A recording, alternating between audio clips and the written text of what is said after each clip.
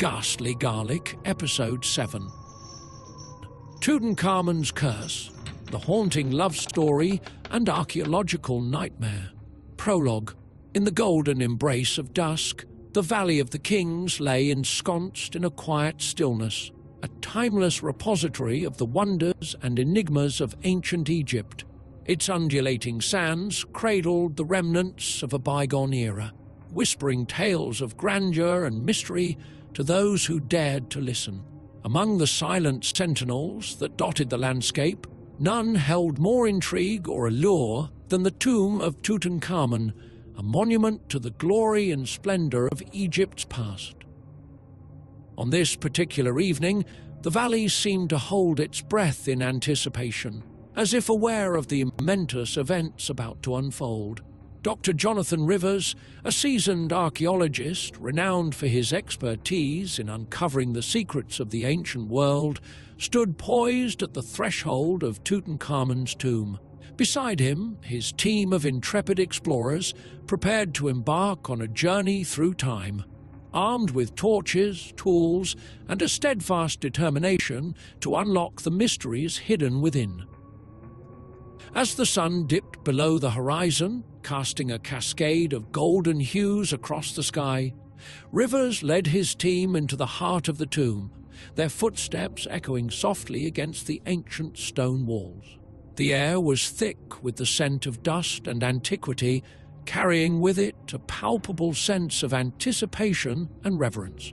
The flickering light of their torches illuminated the passageways, revealing intricate hieroglyphs etched into the walls, a testament to the skill and craftsmanship of the ancient Egyptians. Each symbol seemed to tell a story, a fragment of a narrative lost to the sands of time, waiting to be pieced together by those who dared to venture into the depths of the tomb. As they descended further into the darkness, the temperature seemed to drop, sending a shiver down Rivers' spine. Yet, he pressed on, his curiosity and determination driving him ever forward. For he knew that within the confines of Tutankhamun's tomb lay the key to unlocking secrets that had remained hidden for millennia. Finally, they reached the inner chamber, where the sarcophagus of Tutankhamun lay in silent repose, bathed in the soft glow of their torchlight. Its golden surface gleamed in the darkness, a testament to the wealth and power of the ancient pharaohs. For a moment, Rivers stood in awe of the sight before him, marveling at the beauty and intricacy of the craftsmanship that had gone into its creation. Yet, even as he admired the splendor of the sarcophagus, he could not shake the feeling of unease that gnawed at the edges of his consciousness. For he knew that within that gilded tomb lay more than just the mortal remains of a long-dead king. Tutankhamun had been laid to rest with treasures beyond imagining, artifacts and relics that held the key to unlocking the mysteries of Egypt's past. But there was something else, something darker and more ominous lurking in the shadows, a curse that had been placed upon the tomb to guard its secrets from prying eyes. Rivers could sense its presence, a malevolent force that seemed to coil around him, threatening to ensnare him in its grasp. Yet, despite the foreboding atmosphere that surrounded him, Rivers felt a surge of excitement coursing through his veins. For he knew that he stood on the precipice of a discovery that could change the course of history, a chance to unravel the mysteries of the past and shed light on the secrets that had remained hidden for thousands of years. And so, as the last rays of sunlight faded from the sky, casting the valley into darkness, Rivers made a silent vow to unlock the secrets of Tutankhamun's tomb, no matter the cost. For the fate of Egypt, and perhaps the world itself, hung in the balance, and only he held the key to uncovering the truth. Chapter 1. The Ancient Love and Curse. Part 1. Tutankhamun's Love Story. In the hazy glow of the Egyptian sun, the bustling city of Thebes hummed with life, its streets teeming with merchants artisans and priests going about their daily routines. Amidst the clamour of the city, within the walls of the royal palace, a love story unfolded, one that would be whispered in the halls of eternity for millennia to come. Tutankhamun, a young pharaoh thrust into power at a tender age, stood upon the balcony of his chambers, gazing out over the sprawling metropolis below. Though he bore the weight of a crown upon his brow, his thoughts were far from matters of state and governance. Instead, they lingered upon the one who held his heart in her delicate hands, Ankhesenamun, his beloved princess and queen. From the moment their eyes had met across the crowded halls of the palace, Tutankhamun knew that Ankhesenamun was destined to be his queen. She was a vision of ethereal beauty, her ebony hair cascading in waves around her slender shoulders, her eyes sparkling with intelligence and wit. Their courtship had been a whirlwind of stolen glances and whispered words, clandestine meetings hidden from the prying eyes of their courtiers. And when Tutankhamun had finally declared his love for her beneath the starlit sky, Ankhesenamun had reciprocated with a fervour that set his heart ablaze. Together, they had forged a bond that transcended the boundaries of time and space, a love that was as eternal as the stars themselves. In the quiet moments they shared amidst the opulence of the palace, Tutankhamun and Ankhesenamun revelled in each other's company, their laughter mingling with the strains of music that echoed through the halls. But theirs was a love not without its trials and tribulations, for Tutankhamun's reign was fraught with challenges and dangers at every turn. The shadow of his father's legacy loomed large over him, casting a pall of uncertainty over his rule. And lurking in the shadows, unseen and unheard, were those who sought to undermine his authority and claim the throne for themselves. Yet through it all, Tutankhamun and Ankhesenamun stood united, their love a beacon of hope in a world shrouded in darkness. Together they faced down their enemies and weathered the storms that threatened to tear them apart, their bond growing stronger with each passing day. But even as their love blossomed, a shadow hung over their happiness, a curse that had been placed upon them by forces beyond their comprehension. For Tutankhamun, in his wisdom and foresight, had taken steps to protect his beloved princess and their future offspring from harm. And so, on the eve of their union, as they stood beneath the stars and exchanged vows of eternal devotion, Tutankhamun invoked the powers of the gods to shield them from harm. He placed a curse upon their tombs, a powerful incantation that would ensure their souls remained bound together for all eternity, beyond the reach of mortal hands. Little did they know the true extent of the curse they had invoked, nor the horrors that would be unleashed in its wake. For in their quest to protect their love, Tutankhamun and Ankhesenamun had unwittingly set in motion a chain of events that would echo through the annals of history, shaping the fate of Egypt and all who dwelled within its borders. But for now, as they stood together beneath the vast expanse of the night sky, their hearts entwined in a love that knew no bounds, Tutankhamun and Ankhesenamun were oblivious to the darkness that lay ahead. All that mattered was the here and now, their love, their devotion, and the promise of a future filled with endless possibilities. Chapter 1. The Ancient Love and Curse. Part 2. The Curse's Origin. As the sun dipped below the horizon, casting the sky ablaze with hues of orange and crimson, Tutankhamun and Ankhesenamun stood together in the sacred chambers of the palace, their hearts heavy with the weight of their impending destiny. Around them, the flickering torches cast dancing shadows upon the walls, lending an air of solemnity to the proceedings. With a sense of determination born of love and duty, Tutankhamun turned to his beloved princess, his eyes alight with an inner fire.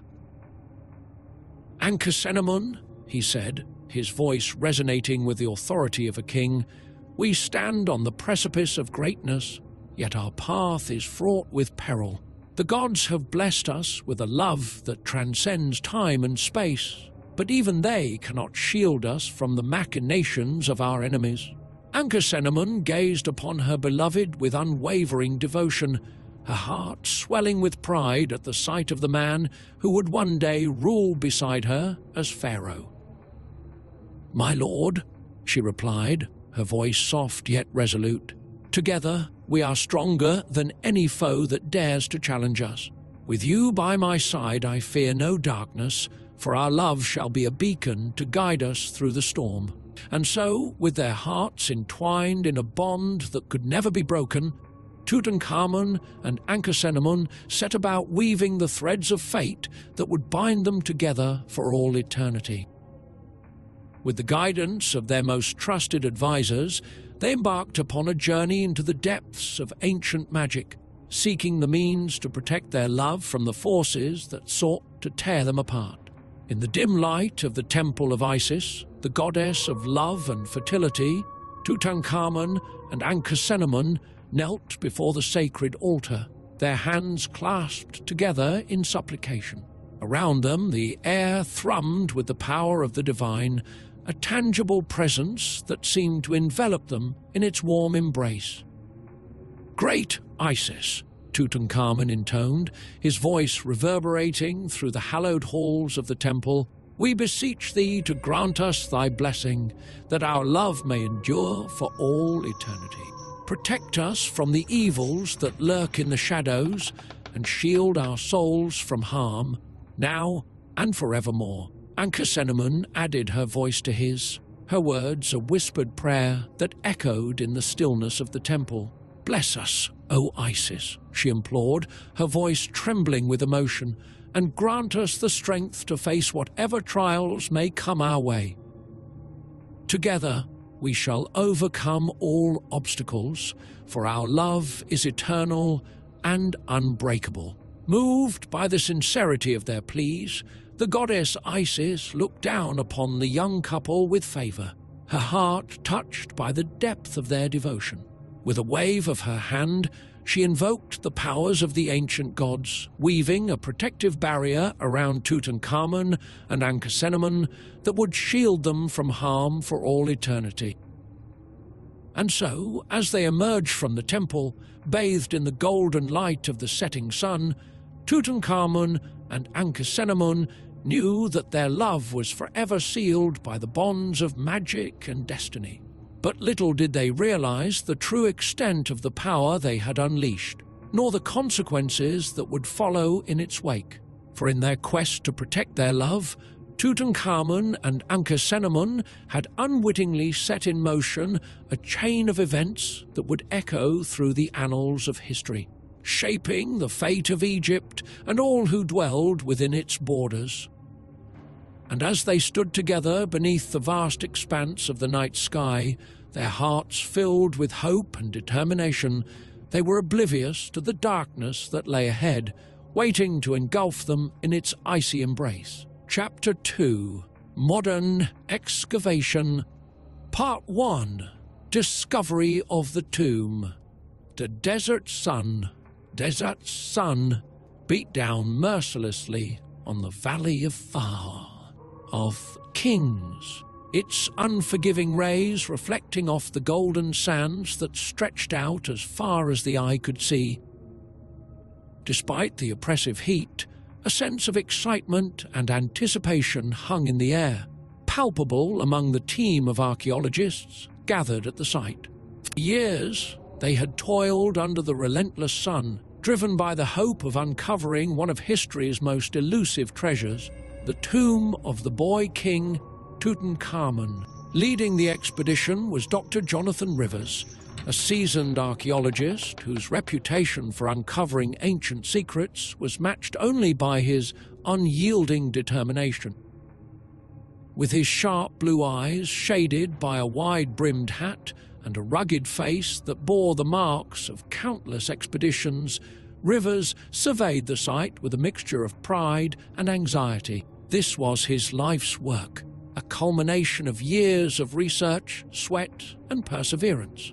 As the team set up their equipment and prepared for the day's work, Rivers couldn't help but feel a twinge of nostalgia.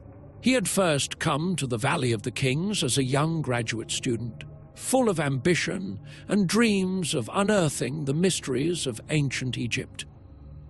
Now, decades later, he was on the brink of what could be the most significant discovery of his career. The site was abuzz with activity as workers carefully cleared away debris and sand, inching closer to what they hoped would be the entrance to Tutankhamun's tomb. Rivers moved among them, offering words of encouragement and ensuring that every precaution was taken to preserve the integrity of the site. The desert had a way of preserving its secrets, but it could also be unforgiving to those who treated it with anything less than the utmost respect. By midday, the team had uncovered a series of steps leading down into the earth, their excitement growing with each new discovery. The steps were worn and covered in centuries of sand and debris, but there was no mistaking their significance. This was no ordinary burial site. This was something far greater. "Dr. Rivers, you need to see this," called out one of his assistants, a young woman named Sarah Mitchell, who had quickly proven herself to be one of the most promising members of the team.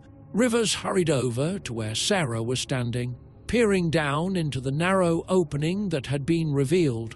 His heart skipped a beat as he saw what lay before them, a sealed doorway, its surface adorned with intricate carvings and hieroglyphs that hinted at the identity of the tomb's occupant. "This is it," Rivers whispered, a sense of awe and disbelief washing over him. "We found it." The rest of the team gathered around, their faces alight with excitement and anticipation. This was the moment they had all been waiting for, the culmination of years of hard work and dedication. With trembling hands, Rivers reached out and brushed away the last remnants of sand from the doorway, revealing the cartouche of Tutankhamun himself. The cartouche, an oval shape containing the hieroglyphs that spelled out the king's name, was unmistakable. There could be no doubt now. They had found the tomb of the boy king. For a moment, the team stood in stunned silence, each member lost in their own thoughts and emotions. This was a discovery that would change the course of history, one that would be remembered for generations to come. But even as they revelled in their triumph, a sense of solemnity and reverence hung over them. They were not just uncovering an ancient tomb, they were stepping into the past, into the final resting place of a king who had been revered and worshipped in his time. "All right, everyone," Rivers said, his voice steady and authoritative despite the excitement that coursed through him. "We need to proceed with the utmost care. This is an incredibly delicate and significant find, and we must respect the sanctity of the tomb and its occupant." With meticulous precision, the team set about documenting the site and preparing to breach the doorway. Cameras were set up to record every step of the process, and archaeologists carefully catalogued each artifact and piece of debris that was uncovered. Rivers supervised every detail, his mind racing with the implications of their discovery. As the hours passed and the sun began to sink lower in the sky, the moment finally arrived. The sealed doorway had been carefully cleared, and the team stood ready to enter the tomb. Rivers took a deep breath, feeling the weight of history pressing down upon him. This was it, the culmination of years of work, the moment that would define his career. With a steady hand, Rivers took up a chisel and hammer, gently tapping at the edges of the doorway. The ancient seal, untouched for millennia, began to give way, and with a final, decisive blow, the doorway was breached. A rush of stale air escaped from the tomb, carrying with it the scent of antiquity and the whispers of the past. The team held their breath as Rivers slowly pushed open the door, revealing the darkness beyond. He flicked on his flashlight, the beam piercing the gloom and illuminating the interior of the tomb. What they saw took their breath away. The antechamber was filled with treasures beyond imagining: golden statues, intricately carved furniture, and a wealth of artifacts that spoke to the grandeur and opulence of Tutankhamun's reign. Everything was perfectly preserved, untouched by the passage of time. The sight was both awe-inspiring and humbling, a testament to the skill and artistry of the ancient Egyptians. But even as they marveled at the treasures before them, a sense of foreboding hung in the air. Rivers couldn't shake the feeling that they were intruding upon something sacred, that the tomb was not meant to be disturbed. The stories of the curse that had been placed upon Tutankhamun's tomb echoed in his mind, and he wondered what consequences their actions might bring. Despite his misgivings, Rivers pressed on, leading his team deeper into the tomb. They moved with the utmost care, documenting every step and ensuring that nothing was disturbed or damaged. As they explored the antechamber and its contents, Rivers couldn't help but be struck by the sheer magnitude of their discovery. This was a once-in-a-lifetime find, one that would forever change their understanding of ancient Egypt. As they approached the inner sanctum of the tomb, the sense of reverence and awe only grew. The walls were adorned with elaborate murals depicting scenes from Tutankhamun's life and journey to the afterlife, their colors as vibrant and fresh as the day they were painted. Hieroglyphs lined the walls, telling the story of the boy king and his reign, a narrative that had been lost to the sands of time until now. Rivers' heart pounded in his chest as they reached the final chamber, the burial chamber of Tutankhamun himself. The entrance was sealed with a heavy stone door, and Rivers knew that beyond it lay the sarcophagus of the boy king, the culmination of their journey. With a sense of reverence and trepidation, Rivers and his team carefully unsealed the door, revealing the burial chamber within. The sight that greeted them was nothing short of breathtaking. The sarcophagus of Tutankhamun lay at the center of the chamber, its golden surface gleaming in the dim light. Surrounding it were more treasures and artifacts, offerings to the gods that had remained undisturbed for thousands of years. Rivers approached the sarcophagus with a mixture of awe and reverence, his mind racing with the implications of their discovery. This was the final resting place of Tutankhamun, a king who had been revered and worshipped in his time. The air in the chamber was thick with the weight of history, and Rivers felt a deep sense of responsibility to honor the memory of the boy king and the people who had built this magnificent tomb. As they documented the contents of the burial chamber, Rivers couldn't shake the feeling that they were being watched, that the spirits of the past were observing their every move. The stories of the curse that had been placed upon Tutankhamun's tomb echoed in his mind, and he wondered what consequences their actions might bring. Despite his misgivings, Rivers knew that they had a duty to uncover the secrets of the past and share them with the world. This was a once-in-a-lifetime opportunity, a chance to unlock the mysteries of ancient Egypt and shed light on the life and legacy of Tutankhamun.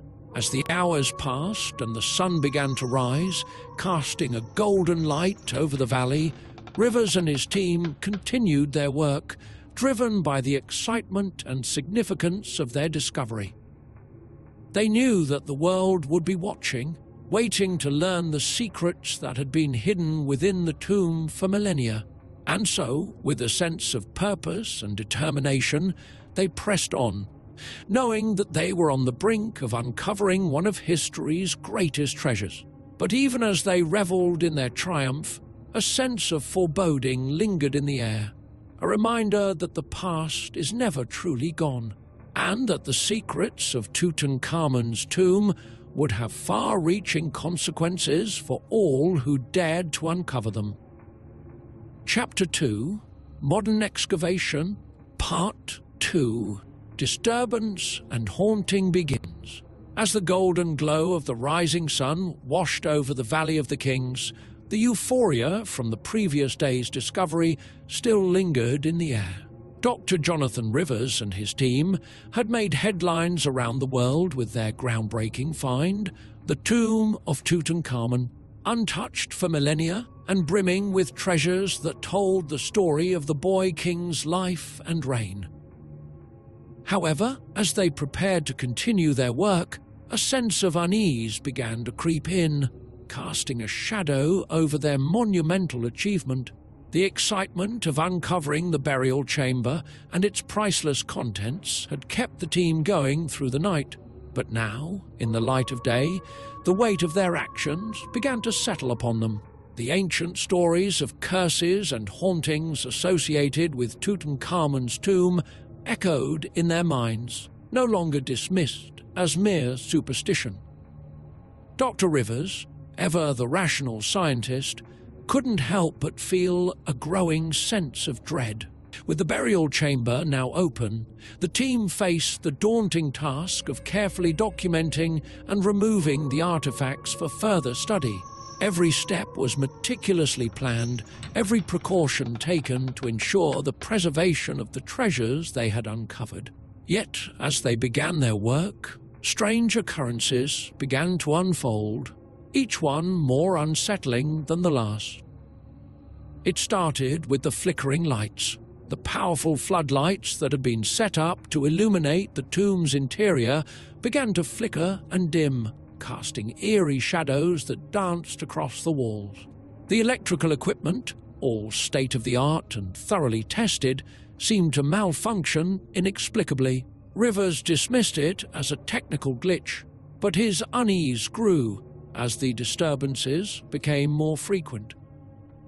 "Sarah, check the generator," Rivers instructed, his voice betraying a hint of frustration. Sarah Mitchell, one of the most reliable members of his team, nodded and made her way to the equipment setup outside the tomb.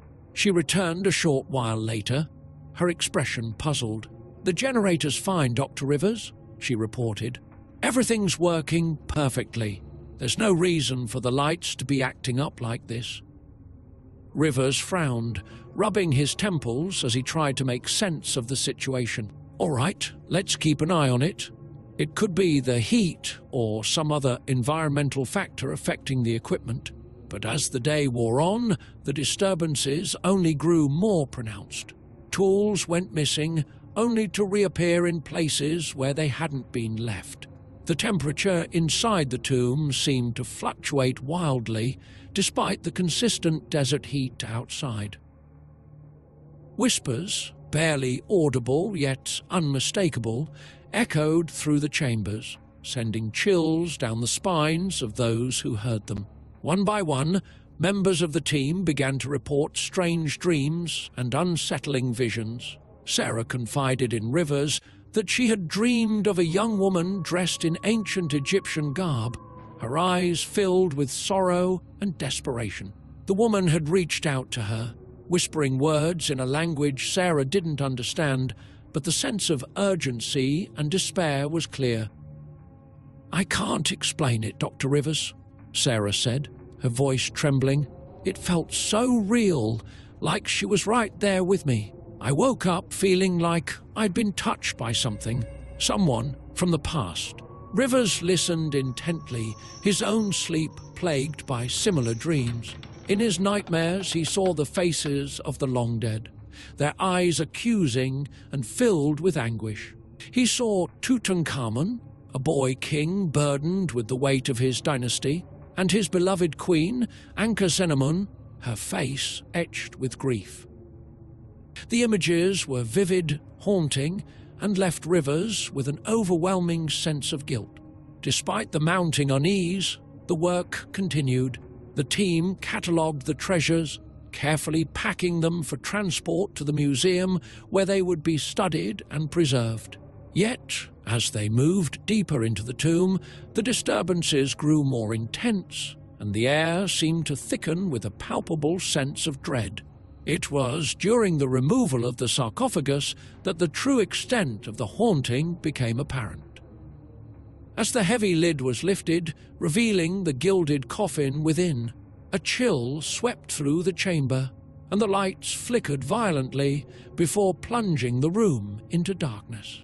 Panic erupted among the team as they scrambled to restore the lighting, their flashlights casting erratic beams that only heightened the sense of chaos. In the midst of the confusion, Rivers heard a voice, a low, mournful wail that seemed to emanate from the very walls of the tomb. It was a sound that spoke of ancient sorrow, a cry that had been buried for thousands of years. The air grew colder, and Rivers felt a presence, a tangible force that pressed down upon him, filling him with an overwhelming sense of despair. "Everyone calm down," he shouted, trying to regain control. "Get the backup lights on now." Sarah and another team member, David, managed to restore the backup lighting, casting a dim but steady glow over the tomb. The flickering stopped, but the sense of unease remained. Rivers knew that something was terribly wrong, that they had disturbed forces beyond their understanding. As they resumed their work, the disturbances took on a more sinister tone. Shadows moved where no shadows should be, and the whispers grew louder, more insistent. The team members began to experience physical symptoms: headaches, dizziness, and an oppressive weight on their chests that made it difficult to breathe. Rivers himself was not immune. He found it increasingly difficult to concentrate, his mind plagued by visions of the past. He saw Tutankhamun standing over his children's bodies, tears streaming down his face as he uttered a curse upon any who would disturb their rest. He saw Ankhesenamun, her spirit restless and tormented, reaching out to him in anguish. "Jonathan!" a voice called out, startling him from his reverie. He turned to see Dr. Emily Carter, the team's expert on ancient languages and a close colleague. Her face was pale, her eyes wide with fear. "What is it, Emily?" he asked, trying to keep his voice steady. "I've been translating the inscriptions we found on the sarcophagus," she said, her voice trembling. "They tell of a curse placed by Tutankhamun himself. It's not just a warning, it's a plea for peace. He cursed anyone who would disturb the tomb, but it's more than that. He was desperate to protect his family, to keep their spirits at rest. I think we need to stop." Rivers felt a chill run down his spine. He had always dismissed the stories of curses as mere superstition, but now, faced with the evidence before him, he couldn't ignore the possibility that they had unleashed something far beyond their control. "Are you suggesting we abandon the excavation?" he asked, his voice barely above a whisper. Emily nodded, her expression grave. "I think we need to consider it, Jonathan. Whatever is happening here, it's not natural. We need to respect the wishes of the dead and leave this place undisturbed." Rivers took a deep breath, grappling with the enormity of the decision before him. To abandon the excavation would mean leaving behind a treasure trove of history, but to continue could mean endangering his team and disturbing the rest of the ancient dead. As he weighed his options, another voice echoed through the chamber, a voice that seemed to come from everywhere and nowhere at once. It was a voice filled with sorrow and anger, a voice that spoke of pain and loss. "Leave this place," it whispered, the words reverberating through the chamber. "Leave us to our rest or suffer the consequences." The team stood frozen, their faces etched with fear. Rivers felt his resolve waver, the weight of history pressing down upon him. He knew that they had to make a choice, and quickly. "Everyone, gather your things," he said, his voice steady despite the turmoil within. "We're leaving." The team moved quickly, packing up their equipment and preparing to vacate the tomb. As they made their way to the surface, the disturbances seemed to follow them, the air growing colder and the whispers more insistent. Once outside, the oppressive weight lifted, and the team breathed a collective sigh of relief. Rivers looked back at the entrance to the tomb, his mind racing with the implications of what they had experienced. "Jonathan, what now?" Sarah asked, her voice trembling. "We report our findings and consult with the authorities," Rivers replied. "We need to ensure that the tomb is protected and that we respect the wishes of the dead. This isn't over, but we need to proceed with caution." As they made their way back to camp, Rivers couldn't shake the feeling that they had only scratched the surface of the mysteries that lay within Tutankhamun's tomb. The haunting was a reminder of the power of the past, a force that demanded respect and reverence. And as the sun set over the Valley of the Kings, casting long shadows over the ancient landscape, Rivers knew that their journey was far from over. The haunting had only just begun, and the true extent of the curse was yet to be revealed. Chapter 3: Unraveling the Curse. Part 1: Intensifying Hauntings. The oppressive heat of the desert had given way to the cool, quiet night, but for Dr. Jonathan Rivers and his team, the atmosphere remained thick with tension and unease. The team had retreated to their base camp, a makeshift collection of tents and equipment on the outskirts of the Valley of the Kings.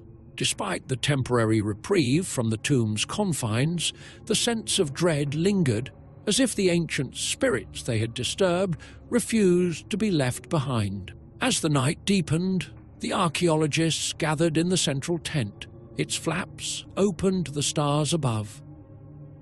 The dim light of lanterns cast long shadows, their flickering flames creating an almost ethereal ambience. Dr. Emily Carter, their expert on ancient languages, had been poring over her notes, trying to decipher the full extent of the curse that had been placed on Tutankhamun's tomb. "We need to discuss what happened today," Jonathan began, his voice steady but carrying the weight of their collective anxiety. The disturbances in the tomb, the voices. "Emily, what have you found?" Emily looked up from her notes, her face drawn and tired. "The inscriptions on the sarcophagus are clear. Tutankhamun placed a powerful curse on his tomb, one meant to protect his family and ensure their rest in the afterlife. The curse is not just a warning, it's a plea, a desperate attempt to keep intruders away." Sarah Mitchell, their logistics expert, leaned forward, her face pale. "Are you saying we unleashed something by opening the tomb?" Emily nodded slowly. "Yes, I believe we did. The curse was a final act of protection, a way to guard the souls within. By disturbing their rest, we've awakened something ancient and powerful." Jonathan sighed, rubbing his temples. "We need to understand the full extent of this curse and figure out how to mitigate its effects. Our priority is the safety of this team and the preservation of these historical artifacts." The team nodded in agreement, but the unease was palpable. The flickering lanterns cast eerie shadows on the canvas walls, and an unnatural chill seemed to permeate the air. As they continued their discussion, the first signs of the intensifying hauntings began to manifest. It started with a low, mournful wail that seemed to echo from the surrounding desert. The sound was faint at first, barely noticeable over the rustling of the wind, but it gradually grew louder, more insistent. The team fell silent, their eyes widening in fear as the wail transformed into a chorus of anguished cries, filling the night with a cacophony of despair. "What is that?" David Foster, their equipment specialist, whispered, his voice trembling. Emily's face turned ashen. "It's them, the spirits. They're angry." The wails grew louder, and the air grew colder, the temperature dropping rapidly despite the desert heat. The lantern flames flickered violently, casting eerie, shifting shadows on the walls. Suddenly, the tent flaps rustled, as if an unseen force had swept through them, and the cries seemed to come from within the tent itself. "Everyone, stay calm," Jonathan ordered, his voice firm despite his own fear. "We need to figure out what's happening." As the team huddled together, the cries began to take on a more discernible form. Words, spoken in an ancient tongue, echoed through the tent, their meaning lost to time, but their intent clear: anger, sorrow, and a demand for respect. Emily closed her eyes, trying to focus on the words. "It's old Egyptian," she whispered. "They're speaking in the language of the pharaohs." Sarah shivered, wrapping her arms around herself. "What are they saying?" Emily's brow furrowed as she concentrated. They're demanding that we leave. They want us to return what we've taken and leave them in peace." The temperature continued to drop, and a cold wind swept through the tent, extinguishing the lanterns and plunging them into darkness. The team fumbled for flashlights, their beams cutting through the gloom, but the sense of being watched, of being surrounded by unseen eyes, remained. Jonathan took a deep breath, trying to steady his nerves. "We need to document this. If the spirits are trying to communicate, we need to understand their message fully. Emily, can you translate as much as possible?" Emily nodded, her hands shaking as she reached for her notebook and a pen. She began to transcribe the words, her mind racing to keep up with the ancient language. The cries and whispers continued, filling the night with their haunting presence. As Emily worked, the rest of the team huddled together, their eyes darting around the tent as if expecting to see the spirits manifest before them. The cold grew more intense, and the sensation of being watched became almost unbearable. Suddenly, the wails stopped, replaced by an eerie silence that was even more unsettling. The team held their breath, waiting for the next manifestation. Moments later, a soft, mournful voice spoke, its tone filled with sorrow. "Return what you have taken, or suffer our wrath." The words were clear, spoken in accented English, and they sent chills down the spines of everyone in the tent. The voice seemed to echo from all around them, as if the very walls were speaking. Jonathan's mind raced. They had to find a way to communicate with the spirits, to understand their demands and find a way to appease them. But how? "Emily, can you try speaking to them?" he asked, his voice tense. Emily nodded, her throat dry. She cleared her throat and spoke in Old Egyptian, her voice trembling. "We hear you. We wish to understand your message. Please, tell us what you want." For a moment there was only silence. Then the mournful voice replied, its tone more insistent. "Return the children to their father. Only then will peace be restored." Emily translated the message for the team, her voice shaking. "They want us to return the child mummies to their father's tomb. It's the only way to restore peace." Jonathan nodded, his mind racing. "We need to act quickly. David, Sarah, start preparing the equipment. Emily, document everything. We need to ensure that we follow their instructions precisely." The team sprang into action, their fear tempered by the urgency of their task. They gathered their equipment and made their way back to the tomb, the oppressive sense of dread following them every step of the way. As they reached the entrance, the temperature dropped even further, and the wails resumed, filling the night with their sorrowful cries. The team descended into the tomb, their flashlights casting eerie shadows on the walls.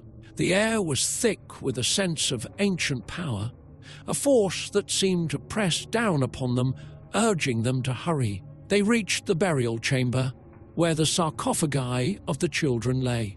The room was filled with a palpable sense of grief, as if the very stones wept for the lost souls within. Jonathan and his team carefully lifted the sarcophagi, their movement slow and deliberate, as if any sudden action might provoke the spirits further. As they carried the sarcophagi back to the main chamber, the wails grew louder, more insistent. The air was frigid, and the sense of being watched was almost unbearable. They placed the sarcophagi next to Tutankhamun's coffin, the golden glow of the artifacts casting a warm light over the scene. Emily stepped forward, her voice trembling as she spoke in Old Egyptian. "We have returned the children to their father. Please, let there be peace." For a moment, there was only silence. Then, the temperature began to rise, and the oppressive weight in the air lifted. The wails ceased, replaced by a gentle, almost comforting breeze that swept through the chamber. The team stood in stunned silence, their eyes wide with disbelief. The spirits seemed to have accepted their offering, and the sense of dread that had plagued them for days began to dissipate. Jonathan took a deep breath, his heart pounding in his chest. "Let's get back to camp. We need to document everything and report our findings." As they made their way back to the surface, the team felt a sense of relief wash over them. The hauntings had subsided, and the spirits seemed to be at peace. But Jonathan knew that their ordeal was far from over. The curse of Tutankhamun's tomb had been partially unraveled, but there were still many questions left unanswered. Back at camp, they gathered in the central tent once more, the atmosphere lighter but still tinged with unease. Emily continued to transcribe the messages from the spirits, her mind racing to understand the full extent of the curse. "There's more to this," she said, her voice thoughtful. "The spirits were clear about returning the children, but there are still other elements of the curse that we need to understand. We need to research further, to uncover the full story of Tutankhamun's family and the reasons behind the curse." Jonathan nodded, his mind already racing with possibilities. "Agreed. We need to approach this with caution and respect. The spirits have given us a warning, and we need to heed it." The team spent the rest of the night documenting their experiences, their fear tempered by a renewed sense of purpose. They knew that they were dealing with forces beyond their understanding, but they were determined to uncover the truth and find a way to protect both the living and the dead. As the first light of dawn broke over the desert, casting a golden glow over the Valley of the Kings, Jonathan and his team prepared for the next stage of their journey. The hauntings had intensified, revealing the power and anguish of the ancient spirits they had disturbed. But they were also a reminder of the importance of their work, of the need to respect and honor the past. And as they stood at the entrance of Tutankhamun's tomb, the sense of dread lifting with the rising sun, they knew that their journey was far from over. The curse had been partially unraveled, but there were still many mysteries left to uncover, many secrets buried in the sands of time.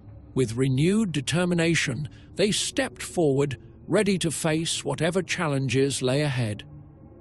The spirits of the past had spoken, and it was their duty to listen, to learn, and to honor the legacy of those who had come before. The haunting had only just begun, and the true extent of the curse was yet to be revealed. But with each step, they moved closer to understanding, to unraveling the mysteries that lay hidden within the ancient tomb. And as they delved deeper into the past, they knew that they were not alone, that the spirits of Tutankhamun and his family were watching, guiding them on their journey. Chapter 3. Unraveling the Curse. Part 2. Historical Research. The oppressive heat of the desert, The oppressive heat of the driven way to the cool, quiet night. But for Dr. Jonathan Rivers and his team, the atmosphere remained thick with tension and unease. The team had retreated to their base camp, a makeshift collection of tents and equipment on the outskirts of the Valley of the Kings, Despite the temporary reprieve from the tomb's confines, the sense of dread lingered, as if the ancient spirits they had disturbed refused to be left behind. As the night deepened, the archaeologists gathered in the central tent, its flaps open to the stars above. The dim light of lanterns cast long shadows, their flickering flames creating an almost ethereal ambience. Dr. Emily Carter, their expert on ancient languages, had been poring over her notes, trying to decipher the full extent of the curse that had been placed on Tutankhamun's tomb. "We need to discuss what happened today," Jonathan began, his voice steady but carrying the weight of their collective anxiety. "The disturbances in the tomb, the voices. Emily, what have you found?" Emily looked up from her notes, her face drawn and tired. "The inscriptions on the sarcophagus are clear. Tutankhamun placed a powerful curse on his tomb, one meant to protect his family and ensure their rest in the afterlife. The curse is not just a warning, it's a plea, a desperate attempt to keep intruders away." Sarah Mitchell, their logistics expert, leaned forward, her face pale. "Are you saying we unleash something by opening the tomb?" Emily nodded slowly. "Yes, I believe we did. The curse was a final act of protection, a way to guard the souls within. By disturbing their rest, we've awakened something ancient and powerful." Jonathan sighed, rubbing his temples. "We need to understand the full extent of this curse and figure out how to mitigate its effects. Our priority is the safety of this team and the preservation of these historical artifacts." The team nodded in agreement, but the unease was palpable. The flickering lanterns cast eerie shadows on the canvas walls, and an unnatural chill seemed to permeate the air. As they continued their discussion, the first signs of the intensifying hauntings began to manifest. It started with a low, mournful wail that seemed to echo from the surrounding desert. The sound was faint at first, barely noticeable over the rustling of the wind, but it gradually grew louder, more insistent.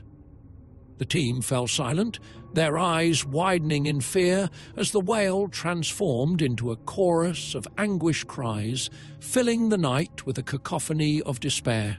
"What is that?" David Foster, their equipment specialist, whispered, his voice trembling. Emily's face turned ashen. "It's them, the spirits. They're angry." The wails grew louder, and the air grew colder, the temperature dropping rapidly despite the desert heat.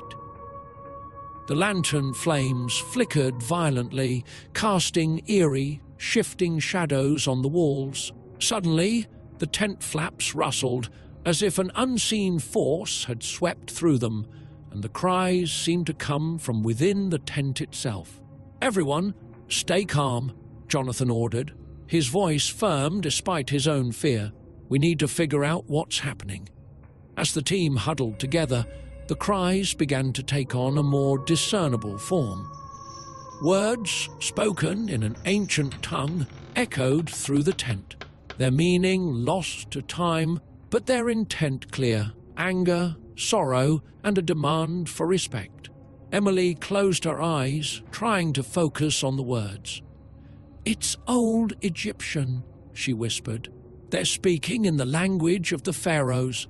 Sarah shivered, wrapping her arms around herself. "What are they saying?" Emily's brow furrowed as she concentrated. They're demanding that we leave. They want us to return what we've taken and leave them in peace." The temperature continued to drop, and a cold wind swept through the tent, extinguishing the lanterns and plunging them into darkness.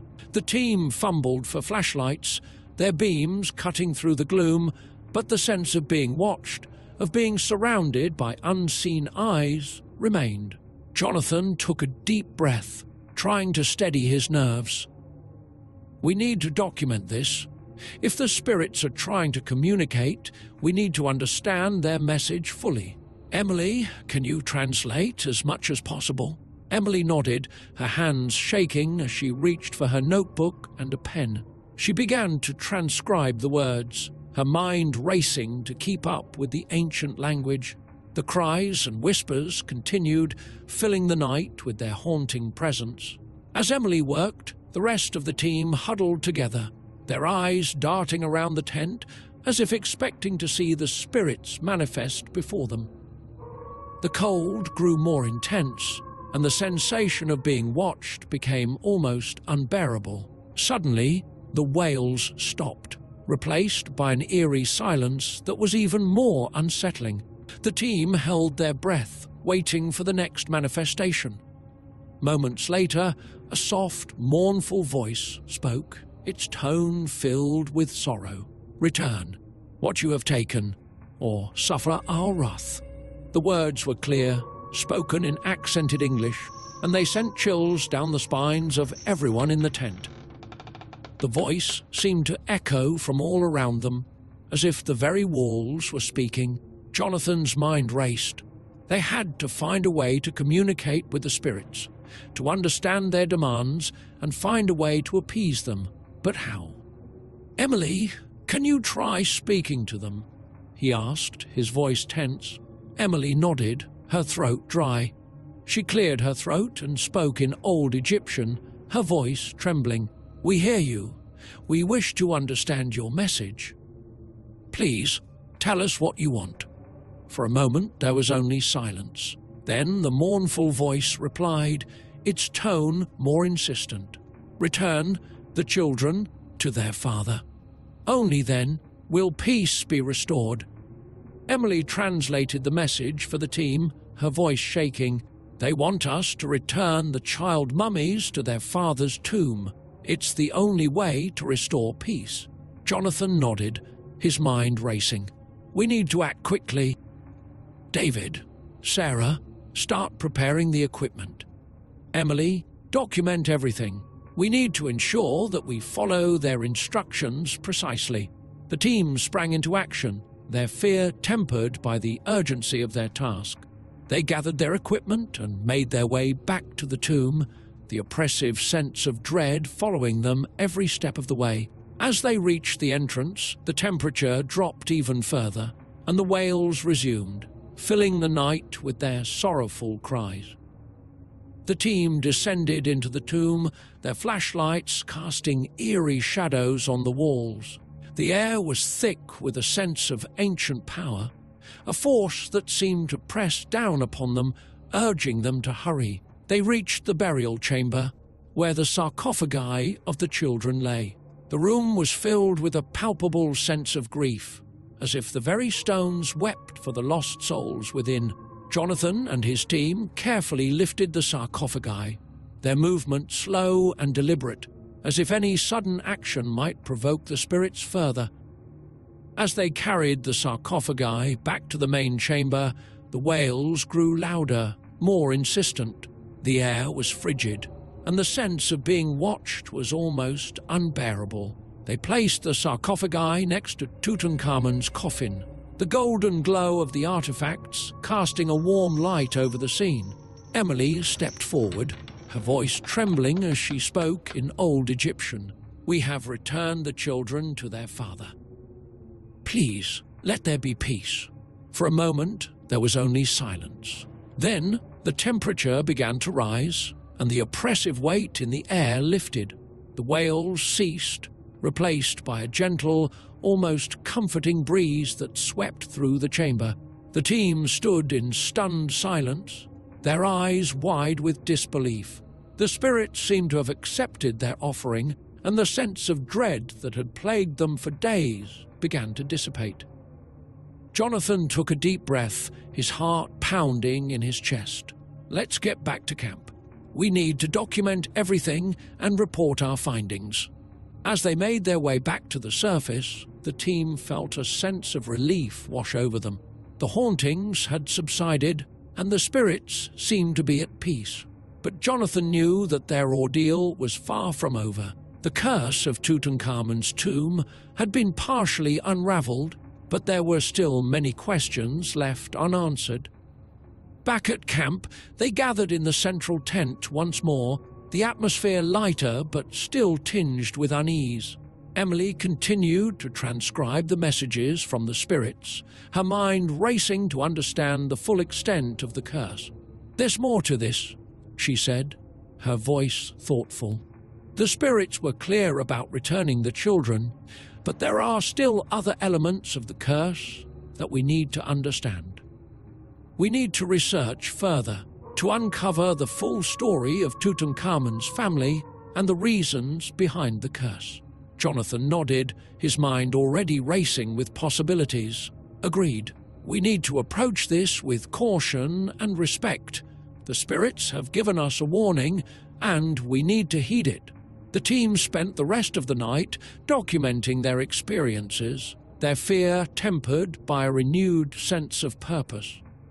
They knew that they were dealing with forces beyond their understanding, but they were determined to uncover the truth and find a way to protect both the living and the dead.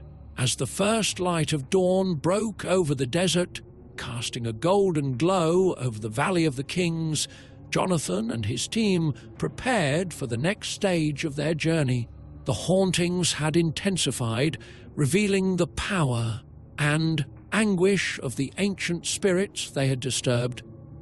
But they were also a reminder of the importance of their work, of the need to respect and honor the past. And as they stood at the entrance of Tutankhamun's tomb, the sense of dread lifting with the rising sun, they knew that their journey was far from over. The curse had been partially unraveled, but there were still many mysteries left to uncover, many secrets buried in the sands of time. With renewed determination, they stepped forward, ready to face whatever challenges lay ahead. The spirits of the past had spoken, and it was their duty to listen, to learn, and to honor the legacy of those who had come before. The haunting had only just begun, and the true extent of the curse was yet to be revealed. But with each step, they moved closer to understanding, to unraveling the mysteries that lay hidden within the ancient tomb. And as they delved deeper into the past, they knew that they were not alone, that the spirits of Tutankhamun and his family were watching, guiding them on their journey.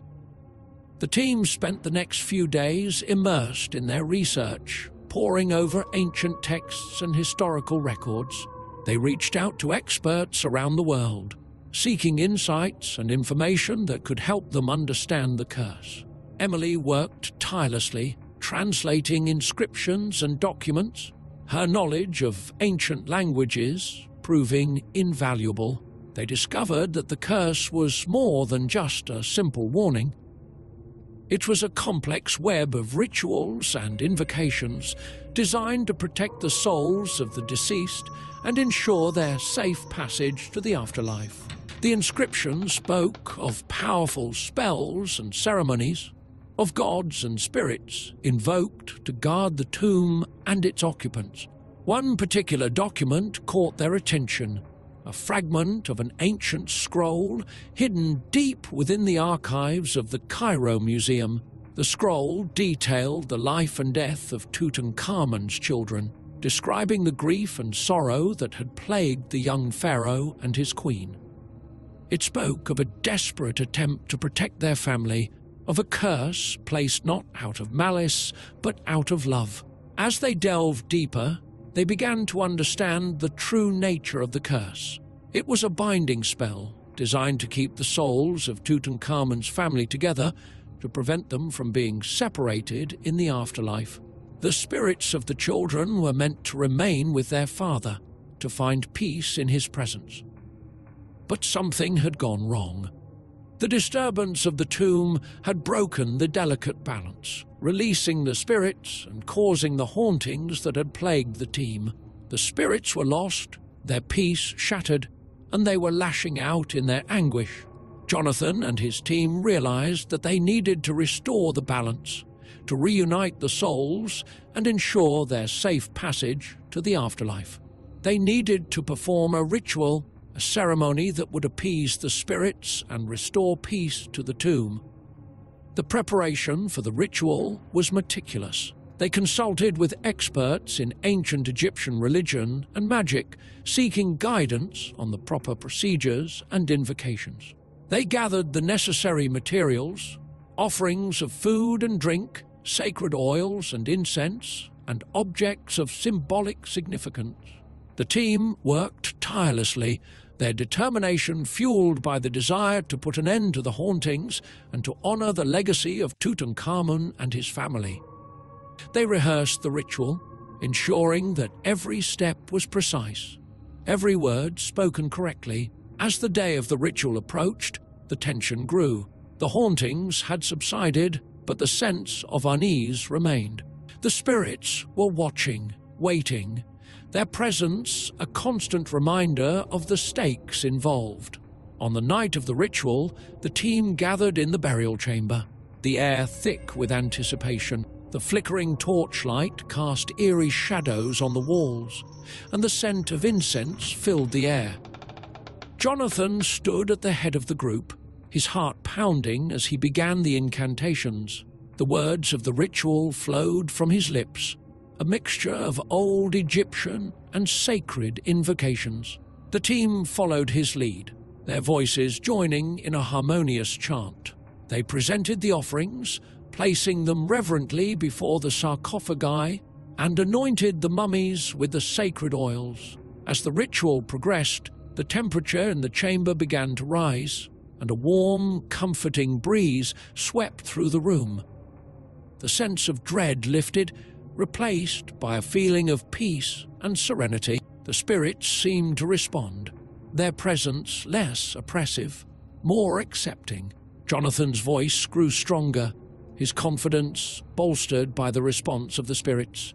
He called upon the gods, invoking their protection and guidance, asking for their blessing in reuniting the souls of Tutankhamun's family. As the final words of the ritual were spoken, a profound silence fell over the chamber. The air was still, the atmosphere charged with a sense of completion. The team held their breath, waiting for a sign that their efforts had been successful. And then, slowly, a soft, golden light began to emanate from the sarcophagi. It grew brighter, filling the chamber with a warm, radiant glow. The sense of peace was palpable, and the team felt a wave of relief wash over them. The spirits had accepted their offering. The souls of Tutankhamun's family were reunited, their peace restored. The curse had been lifted, and the hauntings had come to an end. Jonathan and his team stood in awe, their hearts filled with gratitude and reverence. They had faced the unknown, had confronted the ancient spirits, and had succeeded in their quest. They had honored the legacy of Tutankhamun and his family, and in doing so had gained a deeper understanding of the power and mystery of the past. As they left the tomb, the first light of dawn breaking over the horizon, they knew that their journey had changed them forever. They had witnessed the power of ancient magic, had felt the presence of spirits long gone, and had emerged stronger, wiser, and more respectful of the delicate balance between the living and the dead. Their work was not over. There were still many mysteries to uncover, many secrets buried in the sands of time. But they were ready, armed with the knowledge and experience they had gained. They would continue their quest, honoring the past and preserving its legacy for future generations. And as they looked back at the entrance of Tutankhamun's tomb, now bathed in the golden light of the rising sun, they felt a sense of accomplishment and fulfillment. They had unraveled the curse, had restored peace to the ancient spirits, and had made a lasting impact on the world of archaeology. The Valley of the Kings held many more secrets, and Jonathan and his team were determined to uncover them, to bring the past to light and to honor the legacy of those who had come before. Chapter 4. The Haunting of the Princess. Part 1. Princess's Spirit. The oppressive heat of the Egyptian desert had given way to the cool embrace of night. The vast expanse of sand and rock was bathed in the silver light of the full moon, casting eerie shadows that danced with the whispers of the past. Dr. Jonathan Rivers and his team of archaeologists sat in their makeshift camp on the outskirts of the Valley of the Kings, the air heavy with the tension of their recent discoveries. They had successfully unraveled part of the ancient curse that had plagued them since the opening of Tutankhamun's tomb. The child mummies had been returned to their father's resting place, and the hauntings had subsided, but a sense of unease still lingered. Jonathan knew that their journey was far from over. There was one more spirit that needed their attention. The spirit of Ankhesenamun, the beloved queen of Tutankhamun. Jonathan sat at a wooden table surrounded by ancient texts and maps. His mind was a whirlwind of thoughts as he tried to piece together the remaining fragments of the curse. The flickering light of the lanterns cast long shadows on the canvas walls of the tent, creating an almost ethereal atmosphere. The night was silent, save for the occasional rustle of the desert wind. "Jonathan, do you think the Queen's spirit is still restless?" asked Emily Carter, their expert on ancient languages, as she joined him at the table. Her eyes were filled with concern, reflecting the gravity of their situation. Jonathan looked up from his notes, his brow furrowed in thought. "I believe so, Emily. We've dealt with the children, but Ankhesenamun's spirit is still bound to this world. The curse was meant to protect the entire family, and her anguish is likely tied to her separation from Tutankhamun." David Foster, the equipment specialist, entered the tent carrying a stack of newly developed photographs from their recent explorations. "You might want to see these," he said, spreading the photos across the table. The images showed the interior of Tutankhamun's tomb, focusing on the intricately decorated walls and the various artifacts they had uncovered. Jonathan's eyes were drawn to one particular photograph, a close-up of a wall painting depicting Ankhesenamun. Her eyes seemed to follow him, filled with a sorrow that transcended time. "She's trying to communicate with us," Jonathan murmured, his gaze fixed on the photograph. "We need to understand her message." Emily nodded, her expression resolute. "We should start by examining the inscriptions and artifacts related to her. There must be something we've overlooked." The team spent the next few hours meticulously going through their notes and artifacts. They compared the inscriptions on the walls of the tomb with the ancient texts they had brought with them. Emily translated the hieroglyphs, her fluency in Old Egyptian proving invaluable. As the night wore on, a sense of urgency gripped the team. The lanterns cast a warm glow over the texts and artifacts, but the temperature seemed to drop, a chill settling over the camp. The air grew heavy, and an unnatural silence fell, broken only by the rustling of paper and the occasional whisper of the wind. Suddenly, the tent's flaps rustled violently, as if caught in a sudden gust of wind. The lantern flames flickered, casting eerie shadows that seemed to move with a life of their own. Jonathan and Emily exchanged worried glances, their hearts pounding in unison. "Did you feel that?" Emily whispered, her voice trembling. Jonathan nodded, his eyes scanning the room. "Yes, it's her. Ankhesenamun's spirit is here." The temperature continued to drop, and a faint, mournful wail echoed through the camp. The sound was haunting, filled with an indescribable sorrow that sent chills down their spines. The team huddled together, their fear palpable as they tried to make sense of the phenomenon. "Ankhesenamun," Jonathan called out, his voice steady despite the fear gripping his heart. "We hear you. We want to help you.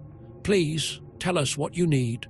The wail grew louder, more insistent, and the shadows on the tent walls seemed to shift and swirl, taking on forms that defied explanation.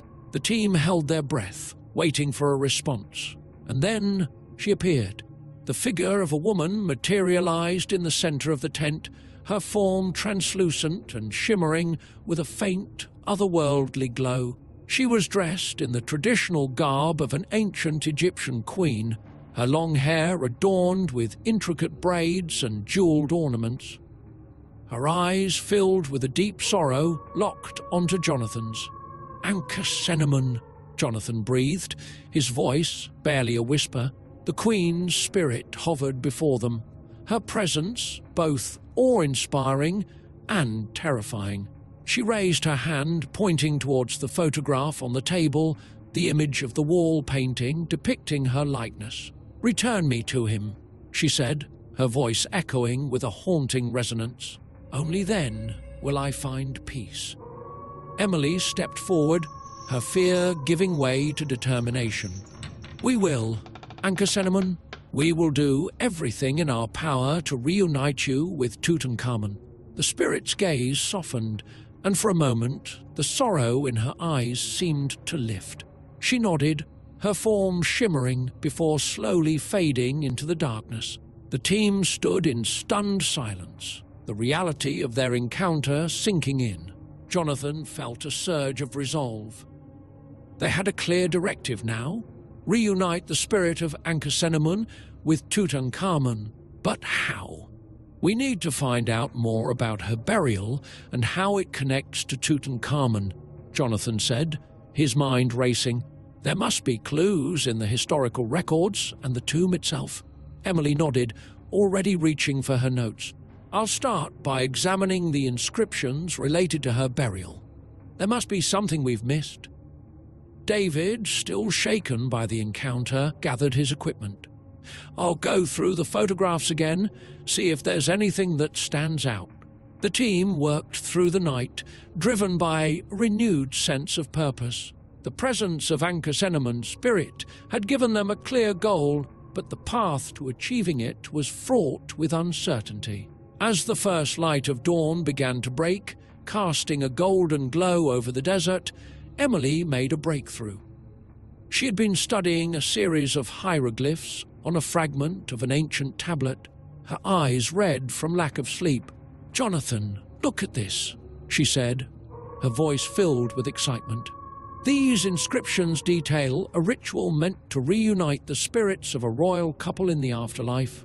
It's incredibly intricate, but I think it might be what we need."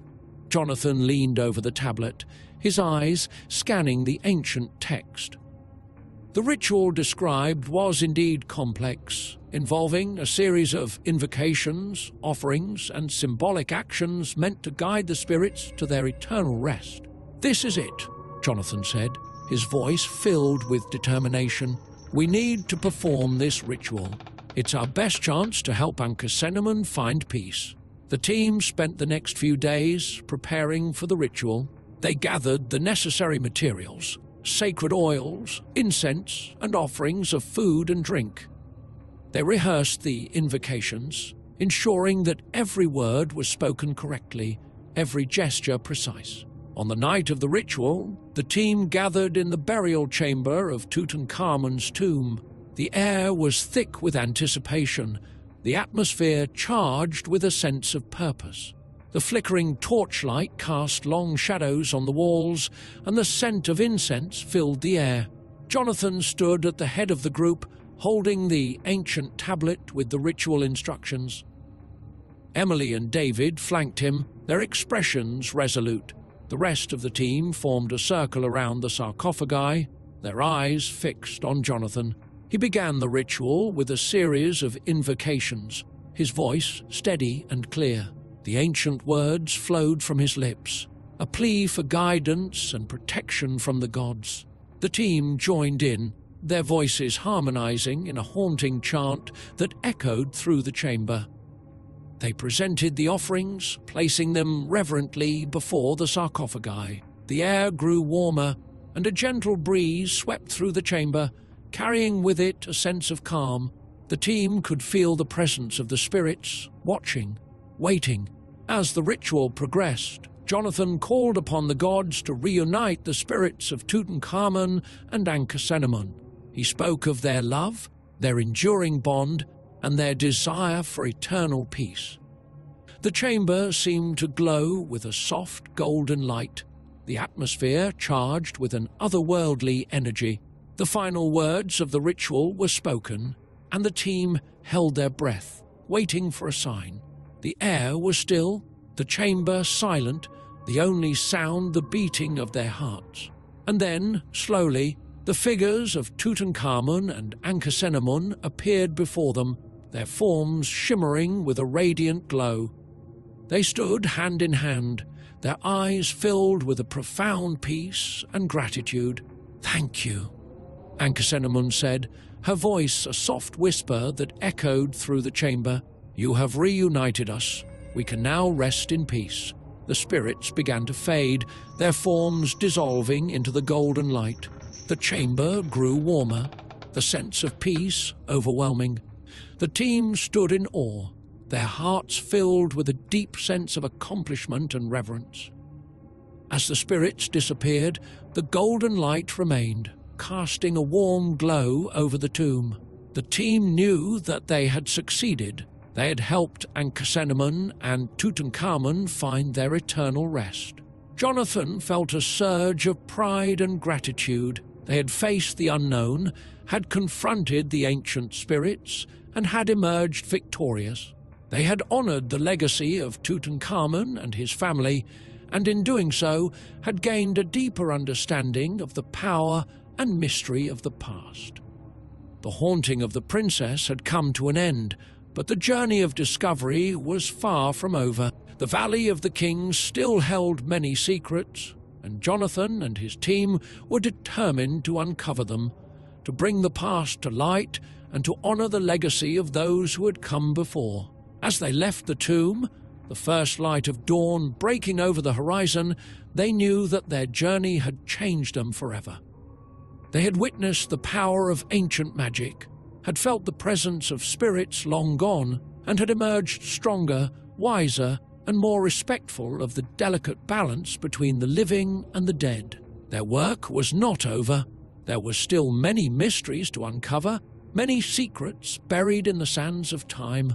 But they were ready, armed with the knowledge and experience they had gained.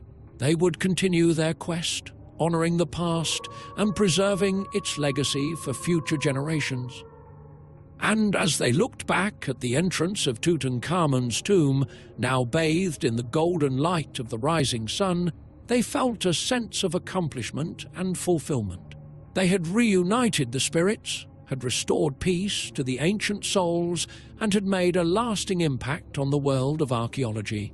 The Valley of the Kings held many more secrets, and Jonathan and his team were determined to uncover them, to bring the past to light, and to honor the legacy of those who had come before.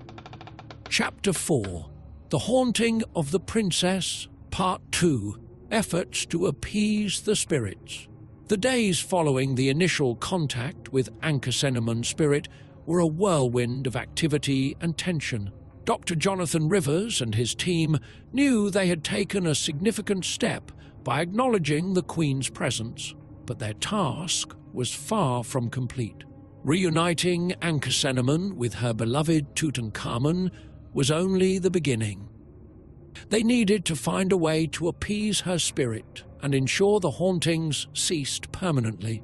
Jonathan sat at his desk in their base camp, surrounded by ancient texts, modern notebooks, and a growing collection of artifacts. The camp was abuzz with activity, each member of the team focused on their specific tasks. Emily Carter, the linguist, was deep into translating more hieroglyphs. David Foster, their equipment specialist, was reviewing photographs and scans of the tomb's walls for any overlooked details. The rest of the team members were busy cataloguing and analysing findings. As Jonathan pored over the historical records, a knock on the wooden frame of his tent brought him back to the present. It was Dr. Sarah Williams, an expert in ancient Egyptian rituals and a recent addition to their team. Her insight had already proven invaluable. "Jonathan, I think I've found something that could help," Sarah said, holding a scroll that looked older than anything they had previously uncovered. Jonathan's eyes lit up with interest. "What have you got?" This scroll details a series of rituals and offerings specifically meant to appease restless spirits. It's more comprehensive than anything we've seen so far, she explained, unrolling the delicate parchment carefully. It even mentions a specific invocation for royal spirits, which might be exactly what we need for Ankhesenamun. Jonathan leaned in, examining the ancient writing. This could be the key. We need to ensure we get every detail right. If we miss even one step, we could make things worse. Sarah nodded, her expression serious. I've already started a translation, but it's complex. We need Emily's expertise to ensure accuracy. Jonathan called Emily over, and soon the three of them were engrossed in the intricate task of translating and interpreting the scroll. The air in the tent was thick with the scent of old parchment and the sound of scribbling as they worked through the ancient instructions. Hours turned into days as the team prepared for the ritual. The process was painstakingly meticulous, requiring specific materials, many of which were hard to find. They needed rare oils, incense, and offerings that matched the descriptions in the scroll. Each item had to be authentic, as modern substitutes would not suffice. David and a few other team members ventured into nearby towns and markets, scouring for the necessary items. They managed to find most of what they needed, though some items had to be custom-made by local artisans who still practice traditional methods. The local craftsmen were intrigued by the team's mission, their interest piqued by tales of ancient curses and royal spirits. As the final preparations were made, a palpable sense of anticipation filled the camp. The ritual was to be performed at midnight, under the full moon, a time considered potent in ancient Egyptian belief for its spiritual energy. The chosen location was a secluded area near the Valley of the Kings, away from prying eyes and modern distractions. The night of the ritual arrived, and the team gathered at the site, their breath visible in the cool desert air. They had set up a makeshift altar, adorned with offerings and lit by flickering torches. The moon hung high in the sky, casting a silver glow over the desert landscape. Jonathan stood at the forefront, holding the translated scroll. He felt the weight of responsibility pressing on him. This ritual was their last hope to appease Ankhesenamun's spirit and bring peace to the ancient queen. "Are we ready?" he asked, his voice steady but filled with tension. The team members nodded, their faces reflecting a mixture of determination and apprehension. Emily and Sarah stood on either side of Jonathan, ready to assist with the invocations and ensure every step was followed precisely. Jonathan took a deep breath and began the ritual. He started with a series of invocations, calling upon the gods and goddesses of ancient Egypt to bless their endeavor. His voice echoed through the silent night, each word carefully pronounced, each gesture deliberate. The team joined in, their voices forming a harmonious chant that resonated with the desert's stillness. The air seemed to thicken with energy, the torches flickering as if in response to their pleas. As they moved through the ritual, Jonathan presented the offerings one by one. They placed sacred oils, incense, and food on the altar, each item meticulously prepared and chosen for its symbolic significance. The scent of burning incense filled the air, mingling with the cool night breeze. Emily stepped forward to recite an ancient prayer, her voice unwavering despite the gravity of their task. She called upon the spirit of Ankhesenamun, imploring her to accept their offerings and find peace. The words flowed with an almost musical cadence, weaving through the night like a spell. The temperature around them seemed to drop further, and a faint glow began to emanate from the altar. The team exchanged wary glances, but continued with the ritual, their resolve unshaken. Sarah took over, performing a series of intricate hand movements described in the scroll. These gestures were meant to guide the spirit towards the offerings and ensure her acceptance. Her hands moved with practiced precision, each motion deliberate and graceful. Jonathan felt a tingling sensation in the air, as if the very fabric of reality was shifting around them. He continued the invocations, his voice growing stronger with each word. They were nearing the climax of the ritual, the moment when they would know if their efforts had succeeded. "Ankhesenamun, beloved queen of Tutankhamun, hear our plea," Jonathan called out, his voice resonating with a sense of urgency. "We offer these gifts to you, symbols of our respect and desire for your peace. Accept them and let your spirit find rest." The glow around the altar intensified, and the team felt a wave of energy wash over them. The air crackled with a tangible presence, and they could sense Ankhesenamun's spirit drawing near. A soft, mournful wail echoed through the desert, the same sound they had heard during their initial encounter. The torches flickered violently, casting dancing shadows that seemed to take on a life of their own. Then she appeared.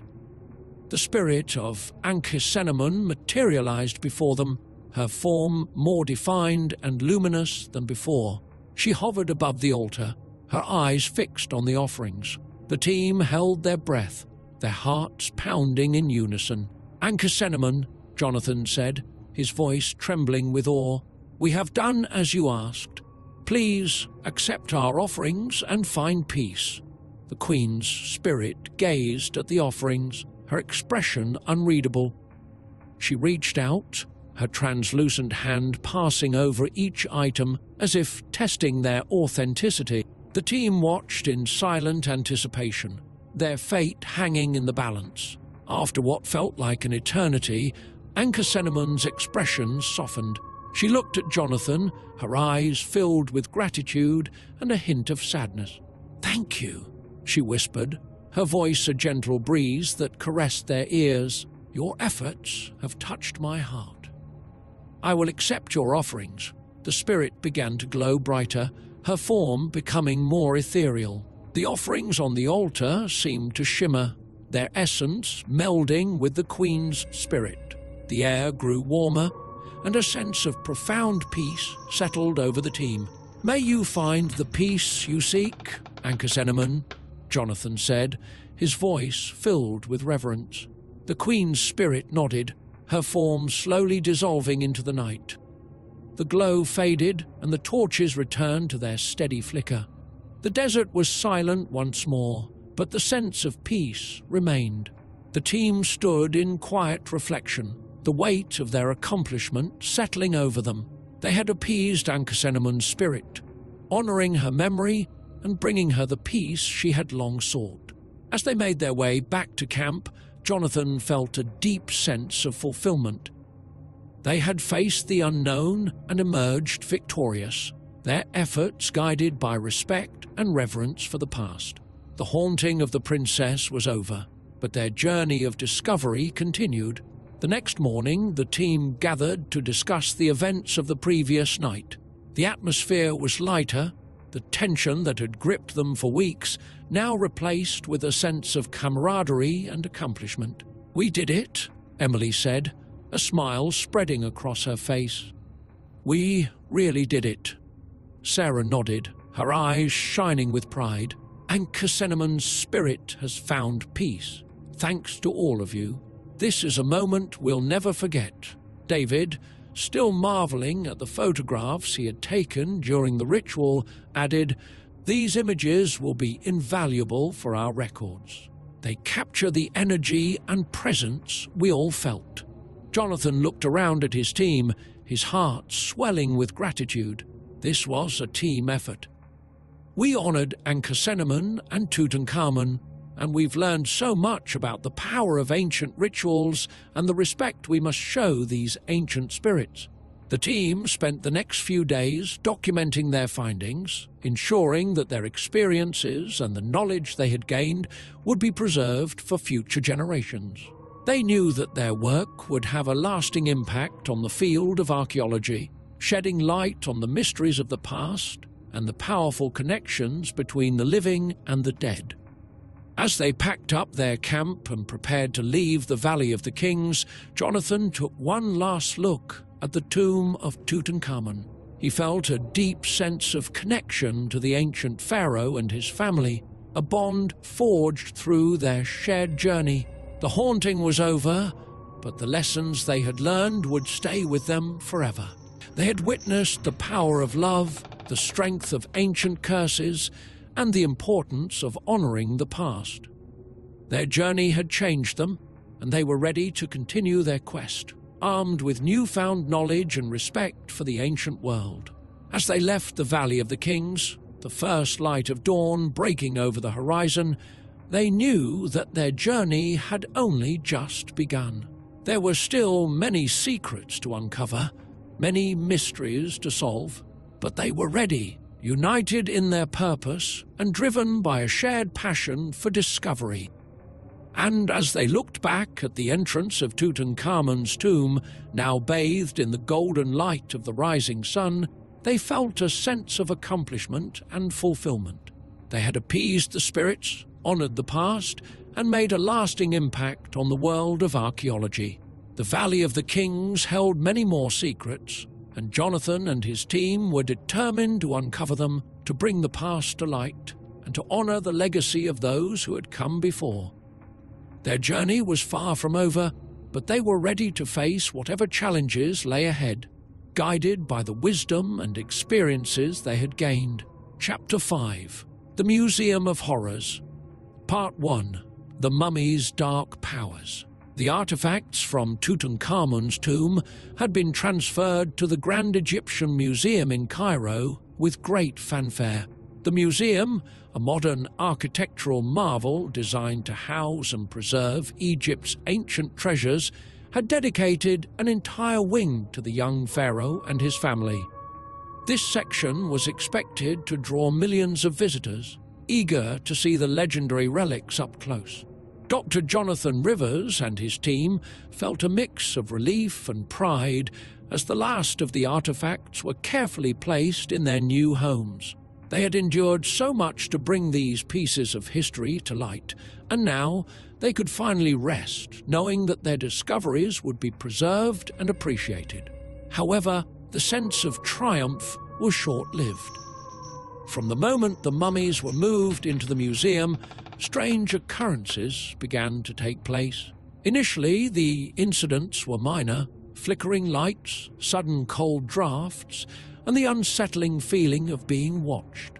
The staff attributed these events to the building's extensive electronic systems or the natural settling of the new structure. But as the days passed, the phenomena grew more intense and more dangerous. It started with the children. School groups were among the first visitors to the new exhibit, and many of the young students were drawn to the mummies of Tutankhamun's daughters. These mummies, small and fragile, had been placed in glass cases alongside their father. The children, fascinated by the stories of ancient Egypt, pressed close to the glass, their faces lit with curiosity and wonder. One day, a teacher noticed a young boy, Ahmed, standing transfixed before the case containing the mummy of the younger princess. His face was pale, his eyes wide with fear. The teacher called his name, but he didn't respond. When she touched his shoulder, he collapsed to the floor, unconscious. Ahmed was rushed to the hospital, where doctors could find nothing physically wrong with him. He woke up hours later, his body weak and his skin cold. He couldn't remember what had happened, only that he had felt an overwhelming presence, a darkness that seemed to seep into his very being. As word of the incident spread, more children began to report strange experiences. They felt as though the mummy's eyes followed them, heard whispers in ancient languages, and saw fleeting shadows out of the corners of their eyes. Several more children fainted or fell ill after visiting the exhibit, each case as baffling and alarming as the last. Jonathan, who had remained involved with the museum to ensure the proper care of the artifacts, was deeply troubled by these reports. He knew that the mummies were more than just historical relics. They carried with them the weight of ancient curses and powerful, restless spirits. He called an emergency meeting with the museum's director, Dr. Nadia Hassan, and the rest of his team. As they gathered in a conference room overlooking the exhibit, the atmosphere was tense. "We can't ignore what's happening," Jonathan said, his voice somber. "These incidents are too frequent and too specific to be mere coincidence. The mummies are exerting some kind of influence, and it's affecting the children the most." Dr. Hassan, a pragmatic woman with years of experience in the field, nodded slowly. "I've reviewed the security footage and spoken to the staff. There's no logical explanation for what's happening. But I can't dismiss the evidence in front of us. We need to take action." Emily Carter, who had been instrumental in translating the ancient texts, leaned forward. "We need to consider the possibility that the spirits of the princesses are not at rest. They might be reacting to their separation from Ankhesenamun and Tutankhamun, or they could be seeking something we haven't yet discovered." David Foster, the equipment specialist, added, "We need to secure the exhibit and conduct a thorough investigation. If there are supernatural forces at play, we have to find a way to understand and, if possible, neutralize them."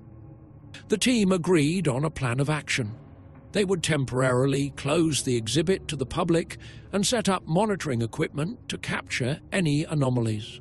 They would also consult with experts in ancient curses and supernatural phenomena, hoping to find a solution that would protect both the artifacts and the museum's visitors. As night fell, the museum emptied of visitors, leaving only the team and a handful of security personnel. They worked quickly, setting up cameras, motion sensors, and thermal imaging devices around the exhibit. They also placed sensitive audio equipment to capture any strange sounds that might occur. Jonathan felt a chill as he walked through the dimly lit hall, the glass cases gleaming eerily in the artificial light. The mummies lay silently within, their faces obscured by layers of linen and the passage of millennia. Yet he could feel a presence, a watchful awareness that seemed to emanate from the ancient remains. As the clock ticked past midnight, the team gathered in the control room, watching the live feeds from the cameras. For a while, everything seemed normal. The halls were quiet, the cases undisturbed. Then, the temperature in the exhibit began to drop. The thermal cameras registered a sudden, unnatural coldness centered around the mummies of the princesses. The audio equipment picked up faint whispers, indistinct but undeniably there. Jonathan leaned forward, his eyes fixed on the screen. "Look at the thermal readings. It's like the heat is being drawn away from that area." Emily nodded, her face pale, and listened to those whispers. "It's not just ambient noise. There's something, or someone, trying to communicate." David adjusted the audio levels, trying to isolate the voices. As he did, a loud, mournful wail echoed through the speakers, startling everyone in the room. "What the hell was that?" Dr. Hassan exclaimed, her eyes wide with fear. Before anyone could answer, the motion sensors triggered an alarm. The cameras showed a shadowy figure moving through the hall, passing by the cases. The figure seemed to be made of darkness itself, shifting and flowing like smoke. Jonathan felt a cold sweat break out on his forehead. "That's not human," he whispered. "It's one of the spirits." The figure moved towards the case of the younger princess, its form becoming more defined. It reached out, its hand passing through the glass as if it didn't exist. The mummy inside began to glow faintly, a pulsing light that grew stronger with each passing second. "We need to do something," David said urgently. "We can't just sit here and watch." Jonathan nodded, his mind racing. "We need to perform a containment ritual, something to hold the spirit at bay until we can figure out how to release it properly." Emily quickly retrieved a book of ancient spells and incantations they had brought with them. She flipped through the pages, her fingers trembling. "Here," she said, pointing to a passage. "This should work. It's a binding spell, meant to hold spirits within a designated area." The team hurried to the exhibit, their breath visible in the freezing air. Jonathan took the book from Emily and began to chant the ancient words, his voice steady despite the fear gnawing at his insides. Emily and David joined in, their voices merging into a harmonious incantation. As they chanted, the shadowy figure turned towards them, its eyes glowing with an eerie light. It let out a wail, a sound of despair and anger that reverberated through the hall. Jonathan pushed through his fear, focusing on the words. The air around them seemed to thicken, the shadows deepening. The figure advanced, but the team continued the incantation, their voices growing louder and more forceful. A barrier of light began to form around the mummy's cases, shimmering and pulsating with energy. The figure recoiled, its form flickering as it encountered the barrier. "Keep going," Jonathan shouted. "We're almost there." The figure let out a final, anguished scream before it dissolved into the air, leaving only a lingering chill behind. The barrier solidified, encasing the mummies in a protective glow. The team lowered their hands, their breaths coming in ragged gasps. They had succeeded in containing the spirit, but they knew this was only a temporary solution. "We need to find out what it wants," Emily said, her voice shaky. "We can't keep it contained forever." Jonathan nodded. "Agreed. We need to delve deeper into the history of these mummies, understand their connection to the curse, and find a way to appease them permanently." The team spent the rest of the night reviewing the footage and analyzing the data they had collected. They reached out to experts in ancient curses and supernatural phenomena, hoping to gather more information and insights. As dawn broke, they finally took a break, exhausted but determined. They knew they were dealing with forces beyond their understanding, but they were resolved to find a solution. The safety of the museum's visitors and the sanctity of the ancient artifacts depended on it. The next day, the museum remained closed to the public. Dr. Hassan made a public statement explaining that they were conducting important research and needed to ensure the safety of the exhibits. She assured the public that they would reopen soon, but privately, she knew they were in a race against time. Jonathan and his team continued their research, diving into historical records, consulting with experts, and analyzing the data from the previous night. They uncovered more details about the rituals and practices of ancient Egypt, seeking any clue that could help them understand the dark powers at play. As they delved deeper, they began to piece together a theory. The spirits of Tutankhamun's daughters were not merely restless, they were bound by a powerful curse, one that had been placed to protect them in the afterlife. This curse, however, had been disturbed by the excavation and the subsequent separation of the mummies. The dark powers they were witnessing were manifestations of the curse's protective nature, reacting to the perceived threat of their new environment. The spirits were not malevolent by nature, but they were driven by an ancient and unyielding force to defend themselves. To break the curse and release the spirits, the team realized they would need to perform a complex ritual, one that would require not only their knowledge and expertise, but also a deep respect for the ancient traditions they were dealing with. As they prepared for the ritual, they knew they were facing their greatest challenge yet. The dark powers of the mummies were formidable, but they were determined to see this through. They would honor the ancient pharaohs, protect the living, and, hopefully, bring peace to the restless spirits. The night of the ritual, the museum was a hive of activity. The team set up the necessary equipment, gathered the required materials, and rehearsed the incantations. They knew there was no room for error, The ritual had to be performed perfectly. As midnight approached, they gathered in the exhibit hall, their hearts heavy with the weight of what they were about to do. They took their positions, their eyes meeting in silent determination. Jonathan began the incantation, his voice steady and commanding. Emily and David joined in, their voices harmonizing in a powerful chant. The air grew thick with energy, the temperature dropping as the ritual progressed. The mummies began to glow once more, the protective barrier shimmering around them. The team focused all their energy on the ritual, their voices rising in a crescendo. The dark powers within the mummies surged, the spirits manifesting as shadowy figures. But this time, instead of advancing, they seemed to listen, drawn to the ancient words being spoken. As the ritual reached its climax, Jonathan held up a ceremonial dagger, its blade inscribed with ancient symbols. With a final, powerful chant, he plunged the dagger into the ground, symbolically breaking the curse. The air erupted with light and energy, the shadows dissipating in a brilliant flash. The mummy's glow faded, leaving only the peaceful stillness of the hall. The team stood in silence, their breaths coming in ragged gasps. They had done it. The curse was broken, the spirits appeased.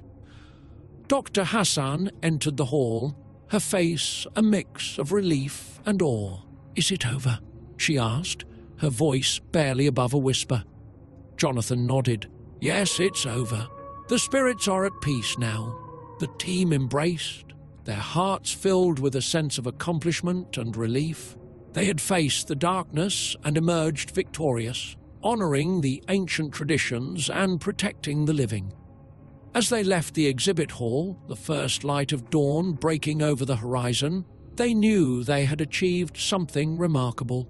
They had bridged the gap between the past and the present, bringing peace to the ancient spirits and ensuring the safety of the museum's visitors.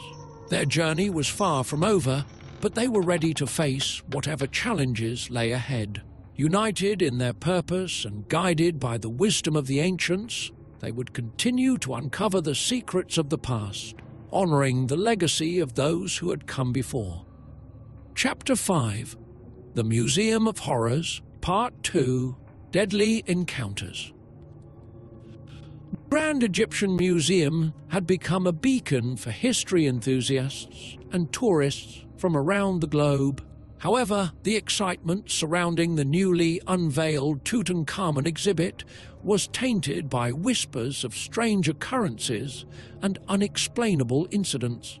The initial unease was soon replaced by outright fear as the mummy's dark powers began to manifest more aggressively, leading to deadly encounters that would leave a lasting mark on all who witnessed them.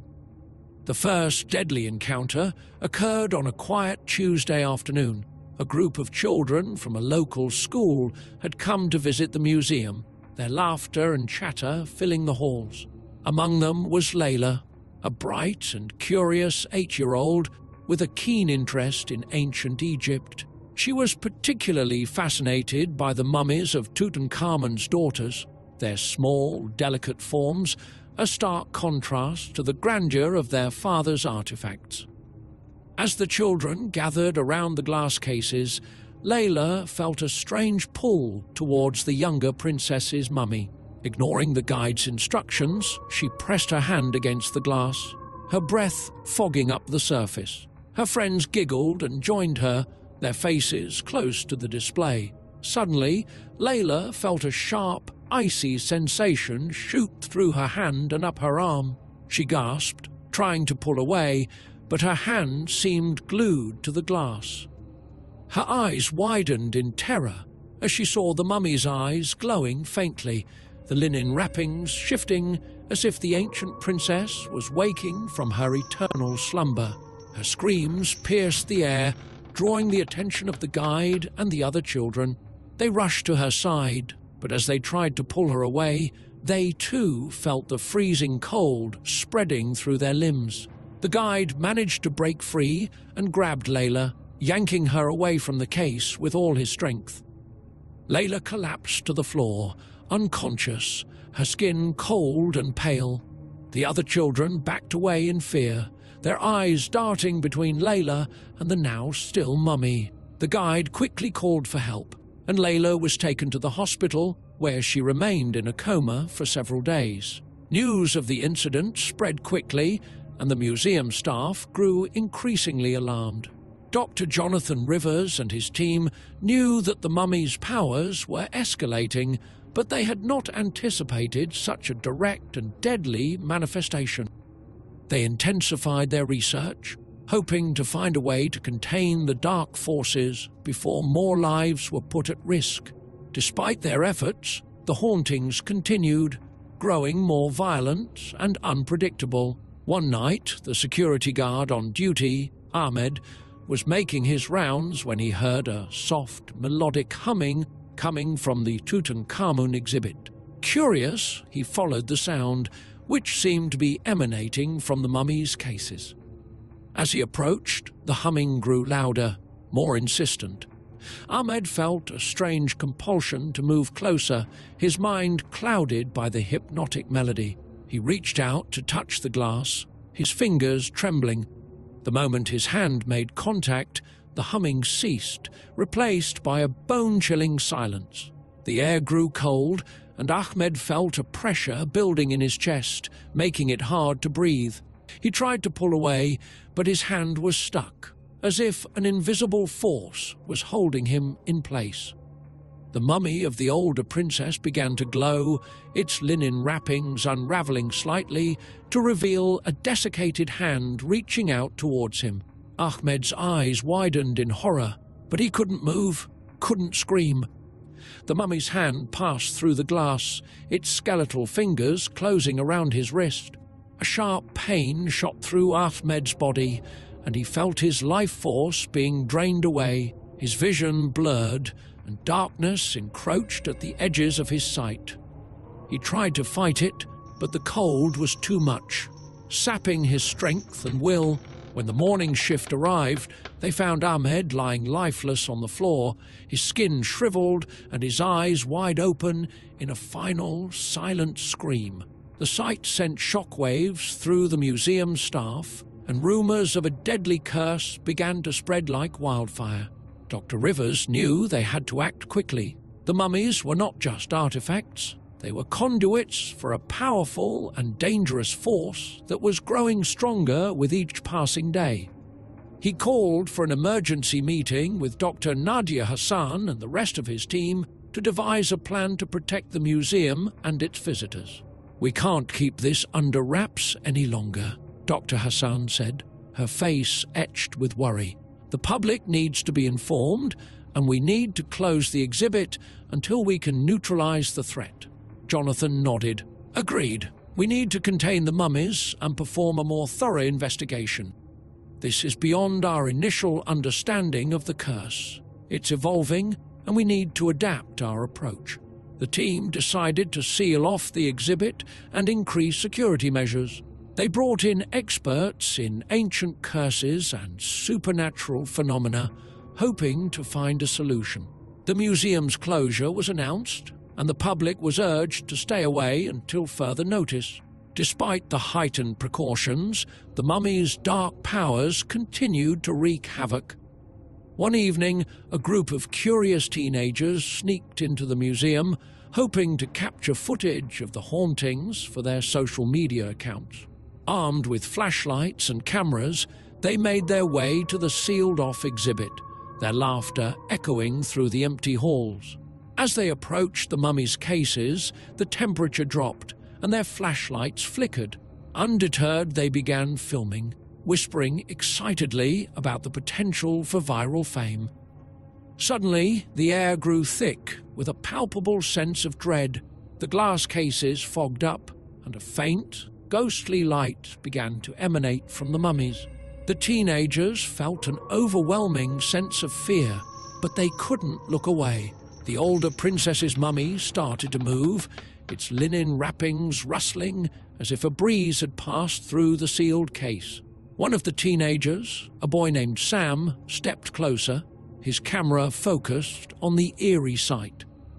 Without warning, the mummy's eyes snapped open, glowing with an unearthly light. The glass shattered, and a forceful gust of wind knocked Sam to the ground. The other teenagers screamed and ran, but the doors to the exhibit slammed shut, trapping them inside. Sam tried to crawl away, but the mummy's hand reached out, its skeletal fingers wrapping around his ankle. He felt a cold so intense it burned, and his screams echoed through the hall. The other teenagers watched in horror as Sam's body convulsed, his life force draining away before their eyes. When the security team finally broke through the doors, they found Sam's lifeless body and the other teenagers huddled in a corner, traumatized and sobbing. The museum staff knew they were dealing with something far beyond their control. Dr. Rivers and his team redoubled their efforts, consulting with every available expert and exploring every possible avenue. They knew that the mummy's dark powers were growing stronger and time was running out. One night, as they pored over ancient texts and consulted with spiritual advisors, they received a visit from an unexpected guest. An elderly man, dressed in traditional Egyptian robes, introduced himself as Sheikh Abdul Rahman, a renowned spiritual healer and scholar of ancient curses. "I have heard of your plight," Sheikh Abdul said, his voice calm and steady. "The spirits you are dealing with are not merely cursed, they are bound by a powerful and ancient magic. To break this curse, you must understand its origins and perform a ritual of great significance." Dr. Rivers listened intently as Sheikh Abdul explained the history and nature of the curse. The mummies were not just victims of a protective spell, they were guardians, tasked with defending their resting place and exacting vengeance on those who disturbed it. "To appease these spirits, you must show them respect and honor," Sheikh Abdul continued. "You must reunite them with their family and perform a ritual to release their souls from their earthly bonds. Only then will the dark powers be quelled and the hauntings cease." With Sheikh Abdul's guidance, the team prepared for the ritual.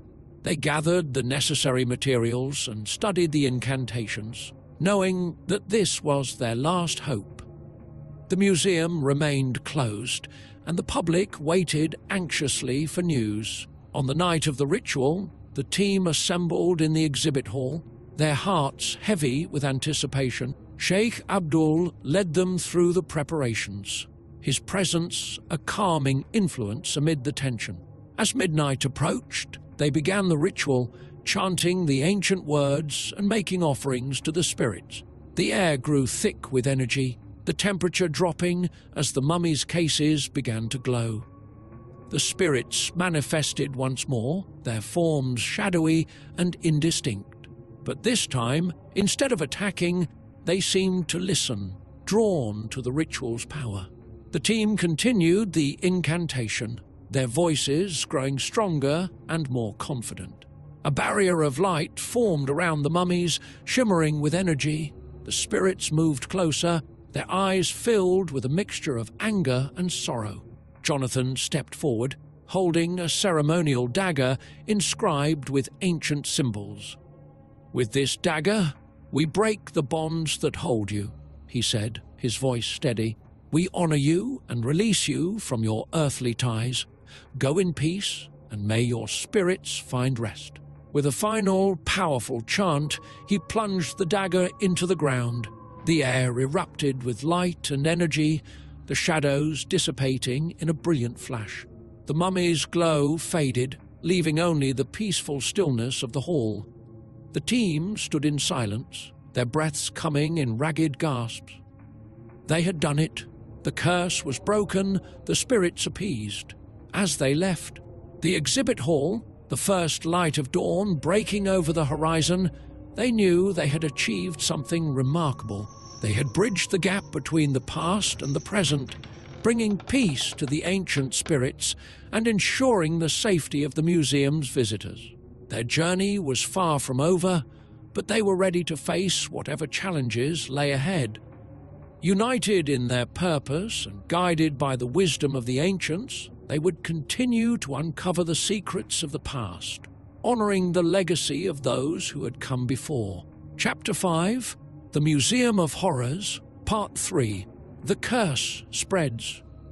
The Grand Egyptian Museum had been closed to the public for over a month, but the curse of Tutankhamun's mummies showed no signs of abating, despite the valiant efforts of Dr. Jonathan Rivers and his team. The malevolent force seemed to grow stronger, spreading its influence beyond the confines of the museum and into the surrounding city. The streets of Cairo began to echo with whispers of ancient vengeance, and the once bustling metropolis was gripped by an ever-growing fear. It started with subtle changes. The temperature around the museum dropped significantly, even during the height of the scorching Egyptian summer. Residents reported hearing strange, eerie whispers at night, voices speaking in a language long forgotten.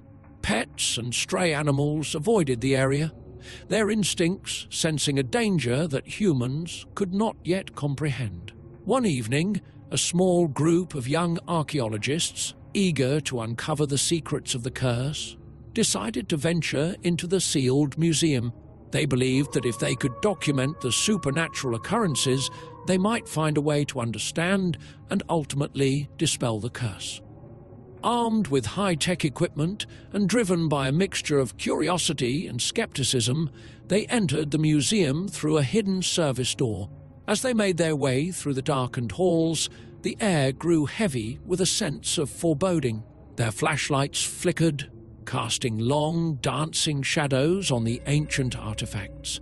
The deeper they ventured, the stronger the feeling of being watched became. One of the archaeologists, a young woman named Sarah, began to feel an icy chill running down her spine, as if invisible fingers were brushing against her skin. In the exhibit hall, where the mummies of Tutankhamun's daughters lay, the air was even colder.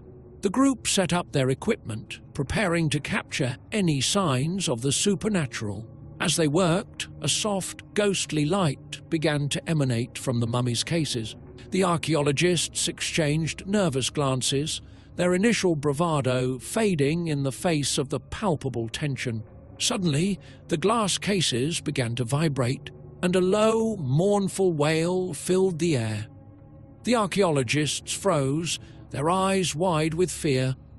The mummies' linen wrappings started to unravel, and the ghostly forms of the young princesses emerged, their eyes glowing with an unearthly light. The spirits floated towards the intruders, their expressions a mix of sorrow and rage. Sarah's scream echoed through the hall as the spirits reached out, their hands passing through her body. She felt a jolt of excruciating pain, as if her very soul was being torn apart. The others tried to pull her away, but the spirit's grip was too strong. With a final, desperate cry, Sarah collapsed to the floor, lifeless. Panic ensued as the remaining archaeologists fled the museum, their equipment abandoned in their haste. They burst into the streets, breathless and terrified, spreading the word of what they had witnessed. The city's fear turned to outright hysteria as news of Sarah's death and the growing curse spread like wildfire. The next few days were marked by a series of increasingly bizarre and deadly events. In a nearby apartment building, an elderly woman named Fatima awoke in the middle of the night to the sound of shuffling footsteps in her living room. Thinking it was a burglar, she grabbed a flashlight and cautiously made her way towards the noise. As she entered the room, she was met with the sight of a ghostly figure, its eyes glowing with the same unearthly light as the mummies. Fatima's scream was cut short as the figure lunged at her, its icy touch freezing her in place. Her neighbors found her the next morning, her body cold and lifeless, her face frozen in a mask of terror. Similar incidents occurred throughout the city, each more terrifying than the last. People reported seeing the spirits of ancient Egyptians wandering the streets, their mournful wails filling the night air. Dr. Jonathan Rivers and his team were at their wits' end. They had tried everything in their power to contain the curse, but it was clear that they were dealing with forces beyond their comprehension. Desperation drove them to seek help from an unlikely source. A renowned psychic medium named Layla Hassan, known for her ability to communicate with the spirit world.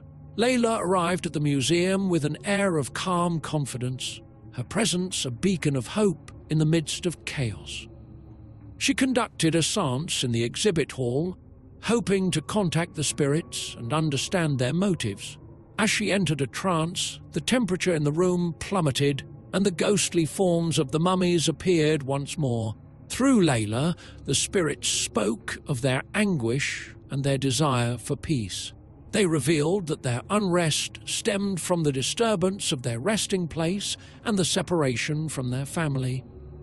The curse had been a desperate act of protection, but it had taken on a life of its own, fueled by the lingering sorrow and rage of the ancient princesses. Understanding their plight, Layla communicated the team's intentions to reunite the mummies and honor their legacy. The spirits seemed to calm, their glow dimming slightly. It was a small victory, but it gave Jonathan and his team a renewed sense of purpose. They set to work immediately, preparing to move the mummies to a newly constructed, consecrated tomb designed to honor Tutankhamun and his family. The process was fraught with danger, as the curse's influence still lingered, but the team persevered, driven by the knowledge that this was their only chance to end the nightmare. As the mummies were carefully transported to their new resting place, the city held its breath. The streets were eerily silent, the usual hustle and bustle replaced by an anxious stillness. Finally, the mummies were laid to rest in their new tomb, and a powerful ritual was performed to seal the curse and bring peace to the restless spirits. In the days that followed, the temperature returned to normal, and the eerie whispers faded away. The spirits of Tutankhamun's daughters were finally at peace, their tragic story a poignant reminder of the power of love and the consequences of disturbing the past. The Grand Egyptian Museum reopened with a renewed sense of reverence for the ancient artifacts it housed. Visitors were greeted with a plaque that told the story of the mummies and the curse, a testament to the enduring legacy of Tutankhamun and his family. The city of Cairo slowly returned to normal, but the memory of the deadly encounters and the spreading curse would linger in the minds of its residents for years to come. Dr. Jonathan Rivers and his team continued their work, now with a deeper respect for the ancient spirits they studied. They knew that the past held many secrets, and that the line between history and the supernatural was often thinner than they had ever imagined.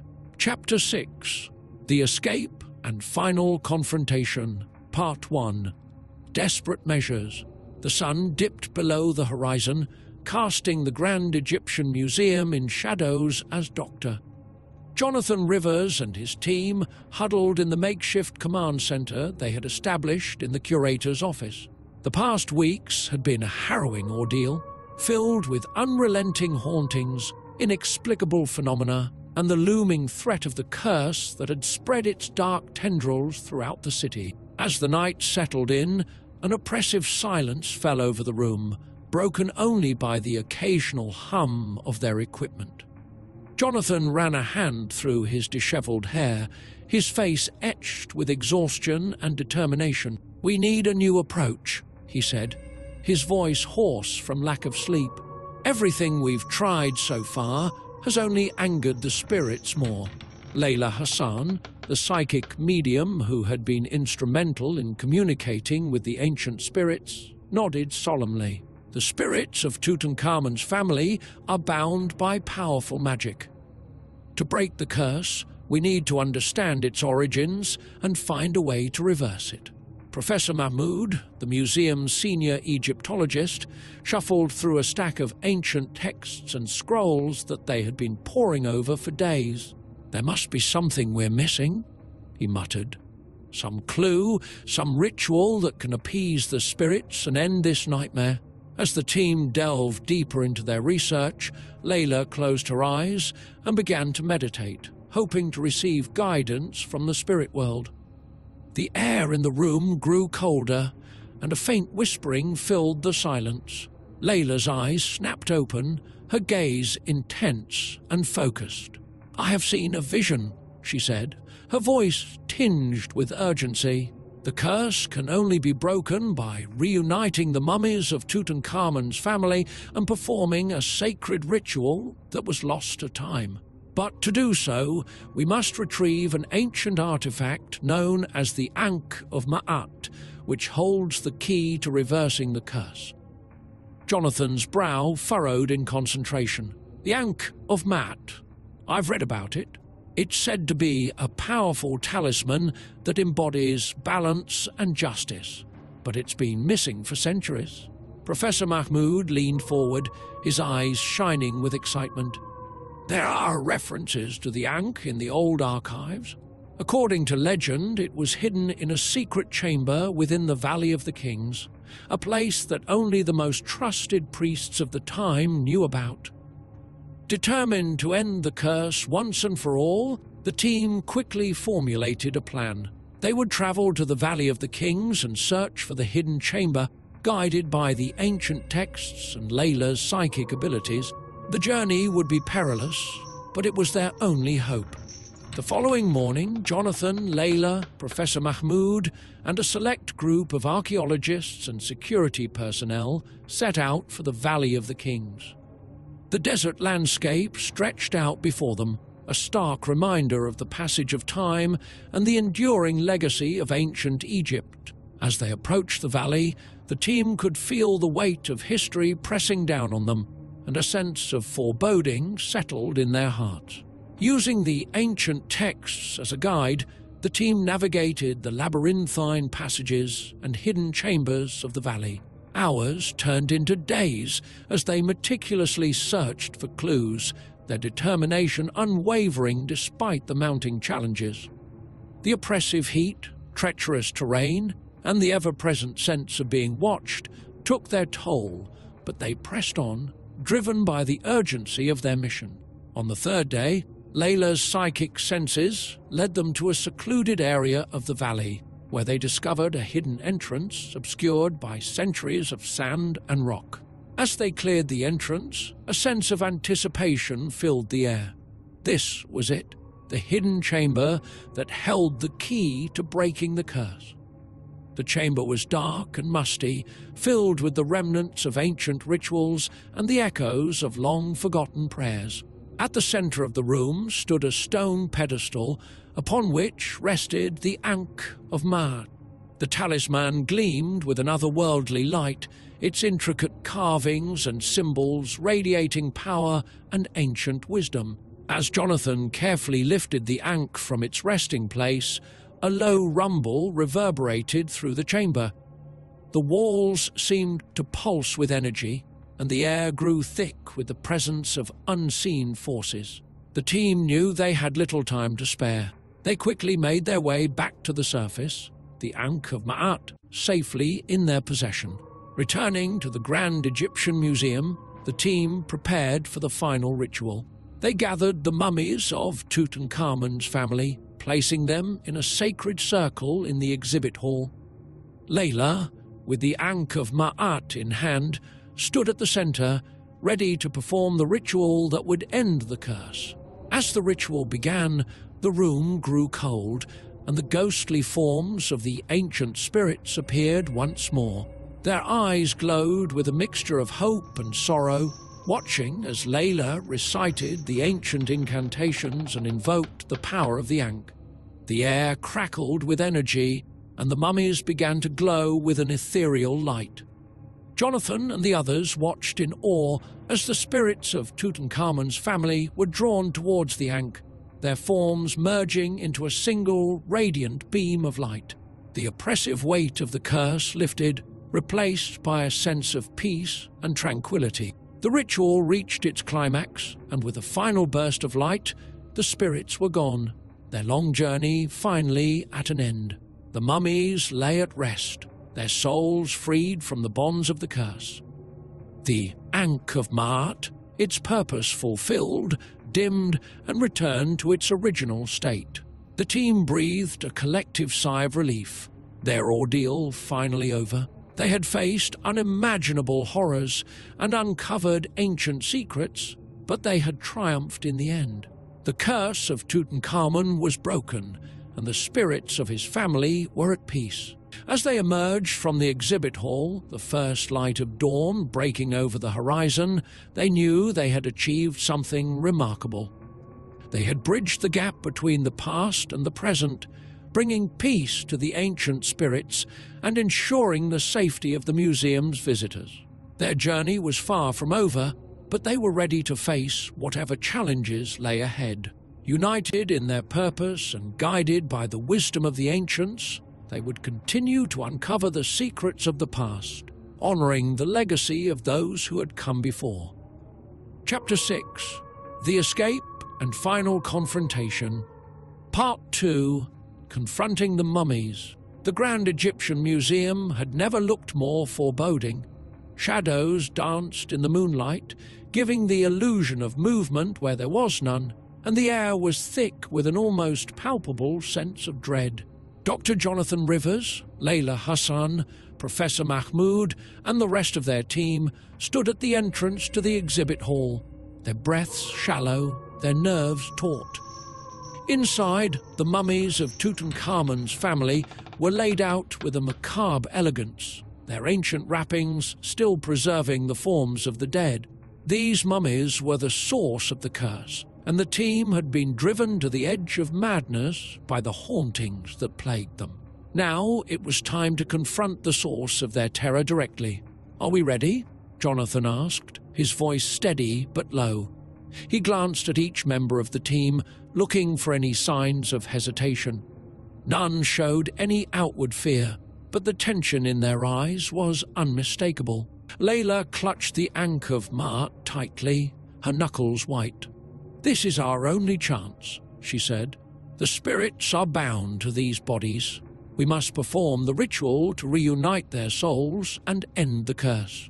The team moved forward as one, their footsteps echoing in the cavernous hall. They arranged themselves in a circle around the mummies, each person taking their position with a solemnity that befitted the gravity of the situation. Layla stood at the center, the Ankh of Maat held aloft.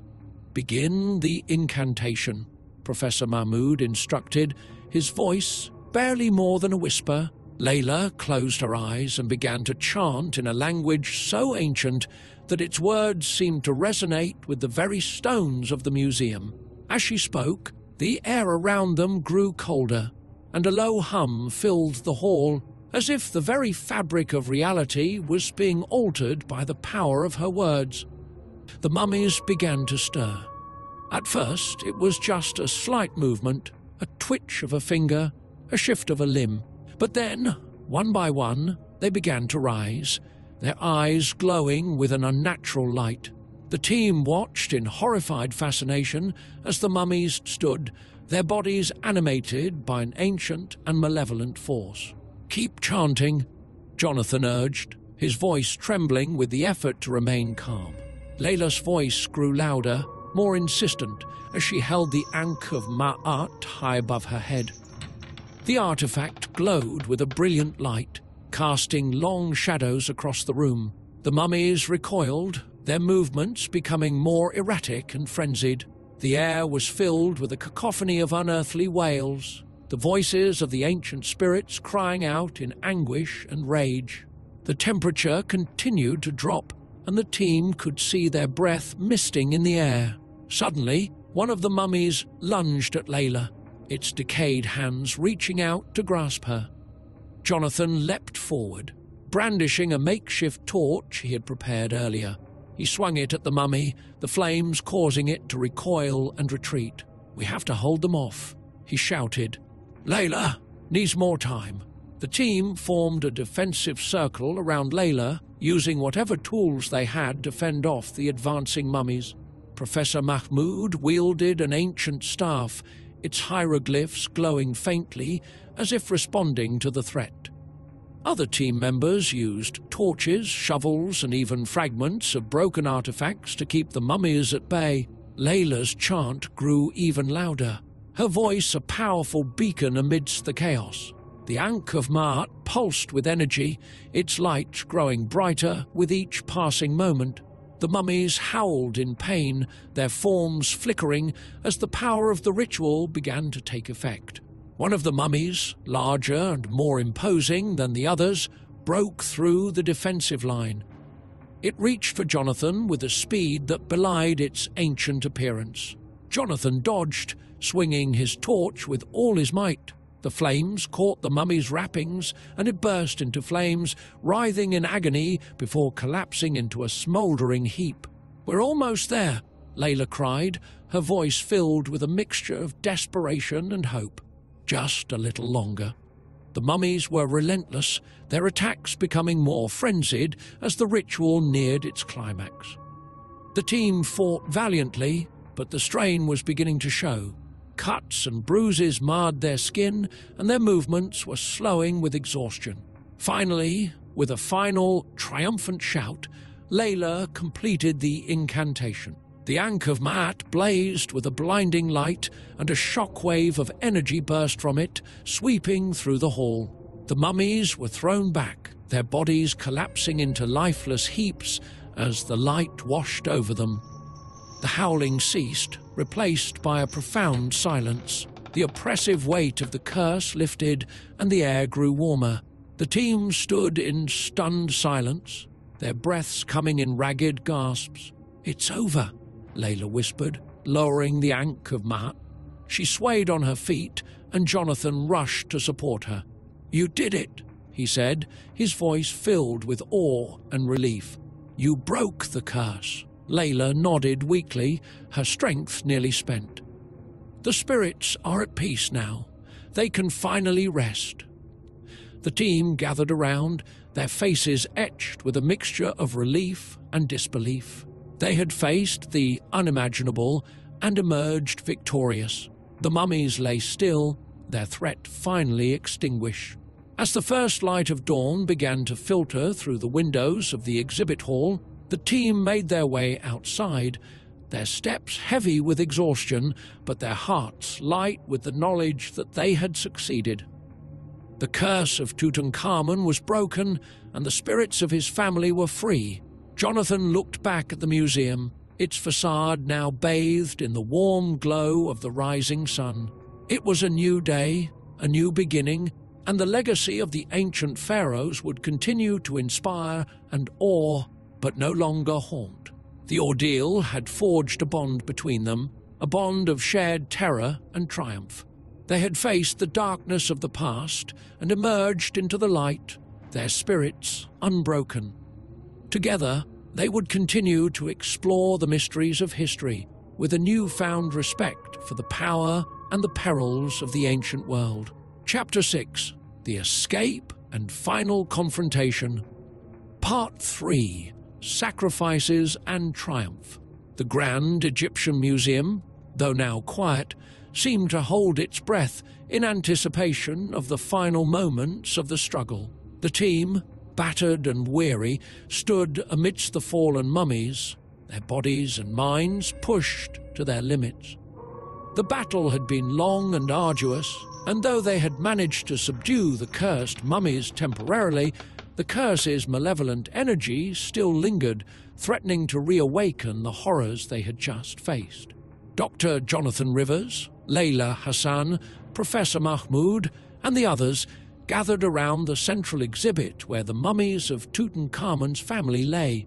The air was thick with a sense of impending finality.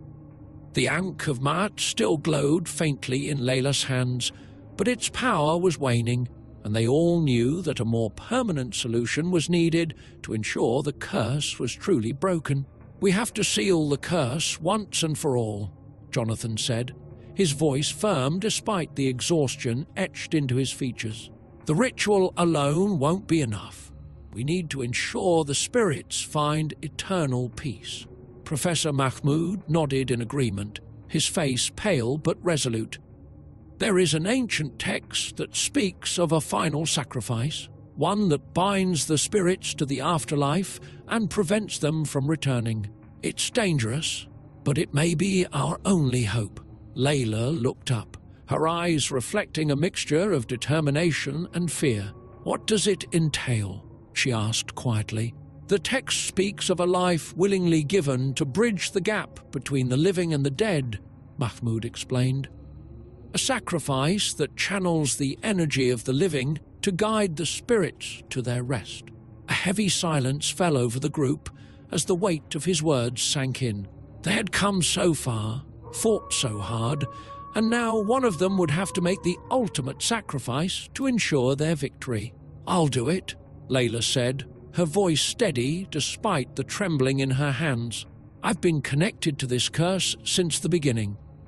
It's only fitting that I see it through to the end." "No," Jonathan said firmly, stepping forward. "It should be me. I'm the leader of this team. This is my responsibility." "Jonathan," Layla said softly, "you have so much to live for.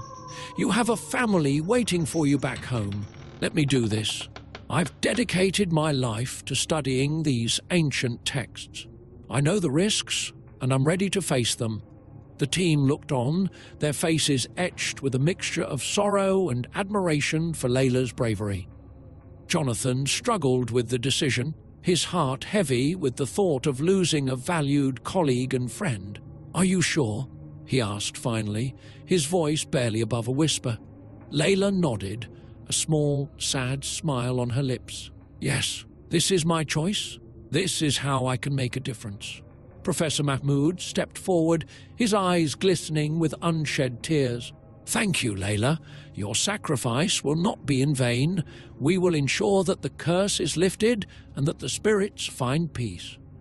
With a deep breath, Layla positioned herself at the center of the exhibit, the Ankh of Ma'at held firmly in her grasp. The rest of the team formed a circle around her, their hands joined in solidarity. Professor Mahmud began to chant, his voice resonating with the ancient power of the words. Layla closed her eyes and focused on the energy of the Ankh, feeling its warmth spread through her body. She began to chant as well, her voice blending with Mahmud's in a harmonious symphony that filled the hall. As the ritual progressed, a soft, ethereal light enveloped Layla, growing brighter with each passing moment. The air crackled with energy, and the room seemed to shimmer as the boundaries between the living and the dead began to blur. Layla's voice grew stronger, more confident, as she poured her life force into the Ankh. The mummies began to stir once more, but this time their movements were not violent. Instead, they seemed to be drawn toward the light, their forms dissolving into shimmering particles that swirled around Layla. The energy in the room intensified, and the team could feel the power of the curse being drawn into the Ankh. Layla's body began to glow with an otherworldly light, her form becoming translucent as the energy consumed her. With a final, powerful chant, Layla released the energy of the Ankh, sending a shockwave through the hall. The mummies' forms disintegrated completely, their spirits released from the curse's grasp. The light enveloping Layla grew blindingly bright, and with a final, radiant burst, it dissipated, leaving an eerie silence in its wake. The team stood in stunned silence, their hearts heavy with the loss of their friend and colleague. The oppressive weight of the curse had lifted, replaced by a profound sense of peace. The air was warm and still, the museum returning to its usual quiet. Jonathan stepped forward, his eyes fixed on the spot where Layla had stood. "She did it," he whispered, his voice filled with a mixture of awe and sorrow. "She saved us all." Professor Mahmud placed a hand on Jonathan's shoulder, his expression somber. "Her sacrifice will be remembered. She has ensured that the spirits of Tutankhamun's family will find eternal peace." The team slowly made their way out of the exhibit hall, their steps heavy with exhaustion and grief. As they exited the museum, the first light of dawn began to break over the horizon, casting a warm glow over the ancient stones. Jonathan looked back at the museum, his heart filled with a mixture of sorrow and gratitude. Layla's sacrifice had not been in vain. The curse was broken and the spirits were free. They had triumphed, but at a great cost. The team gathered outside, the rising sun casting long shadows behind them. They had faced unimaginable horrors and emerged victorious, their bond forged in the crucible of their shared ordeal. They would carry the memory of Layla's sacrifice with them, a reminder of the power of courage and selflessness. As they stood in the dawn light, Jonathan knew that their work was far from over. There were still mysteries to uncover, histories to explore, and ancient curses to respect. But for now, they had earned a moment of peace, a moment to remember the friend they had lost and the victory they had achieved. Together, they would continue to honor the legacy of the past, carrying forward the lessons they had learned. And they would never forget the sacrifice that had made their triumph possible. Chapter 7, Resolution and Aftermath, Part 1, Reunion and Peace. The morning sun shone brightly over Cairo, casting a golden hue over the bustling city. The Grand Egyptian Museum stood as a monument to the country's rich history. But today, it was also a testament to the courage and sacrifices of those who had confronted the ancient curse that had plagued it. The air was filled with a sense of calm and finality as the team of archaeologists and researchers gathered for the final act of their journey. Dr. Jonathan Rivers, now bearing the weight of their victory and loss, led the way through the museum's grand halls. The exhibit dedicated to Tutankhamun and his family had been meticulously restored, with each artifact carefully placed to honor the pharaoh's legacy. The mummies of Tutankhamun, Ankhesenamun, and their 2 children lay in their respective sarcophagi, finally at rest. As Jonathan approached the exhibit, he paused, taking a moment to reflect on the journey that had brought them here. The battle against the curse had been harrowing, filled with moments of terror and despair. But in the end, they had prevailed, and the spirits of the ancient family were now at peace. Professor Mahmoud joined Jonathan, his expression one of quiet contemplation. "It's over," he said softly. "The curse is lifted, and the spirits are at rest." Jonathan nodded, his gaze fixed on the serene faces of the mummies. "Thanks to Layla," he replied, his voice tinged with sadness. "She made the ultimate sacrifice to ensure this peace." The memory of Layla's final moments still weighed heavily on the team. Her bravery and selflessness had been the key to breaking the curse, and her loss was a wound that would take time to heal. But as they stood before the ancient remains, they knew that her sacrifice had not been in vain. The rest of the team joined them, forming a circle around the exhibit. Each member bore the scars of their ordeal, both physical and emotional, but they were united in their shared purpose. Together, they had faced the darkness of the past and emerged victorious. Professor Mahmoud began to recite a prayer, his voice steady and reverent. It was a prayer for the dead, a plea for their souls to find peace in the afterlife. The team bowed their heads, their hearts filled with a mixture of sorrow and gratitude. As the prayer ended, a profound silence settled over the room. It was a silence filled with respect for the ancient spirits and for Layla, whose sacrifice had made this moment possible. The air seemed lighter, as if the very atmosphere had been cleansed of the curse's lingering malevolence. Jonathan stepped forward, placing a small, intricately carved statue of Maat, the goddess of truth and balance, at the foot of Tutankhamun's sarcophagus. It was a symbol of the balance they had restored, a tribute to the ancient wisdom that had guided them. "May you find peace in the afterlife," Jonathan said softly, addressing the pharaoh and his family. "Your legacy will be honored, and your story will be remembered." The team stood in quiet reflection, each lost in their thoughts. They had come face to face with the supernatural, with the weight of history and the power of ancient curses. And through it all, they had discovered the strength of their own resolve and the unbreakable bonds of their friendship. As they turned to leave the exhibit, a sense of closure settled over them. The museum, once a place of haunting and terror, was now a sanctuary of history and remembrance. The spirits of Tutankhamun's family had been reunited, and their souls could now rest in peace. Outside, the city of Cairo bustled with life, the everyday sounds of commerce and conversation, a stark contrast to the silence of the museum. The team emerged into the sunlight, blinking against the brightness. They had been through an ordeal that few could imagine, and yet they had come out the other side stronger and more united. Professor Mahmoud placed a hand on Jonathan's shoulder, a gesture of camaraderie and mutual respect. "We did it," he said simply. Jonathan nodded, a small smile playing on his lips. "Yes, we did. And now we carry on, honoring the past and protecting its legacy." As they made their way through the city, each member of the team felt a sense of renewal. They had faced the darkness and emerged into the light, their spirits buoyed by their victory and the knowledge that they had made a difference.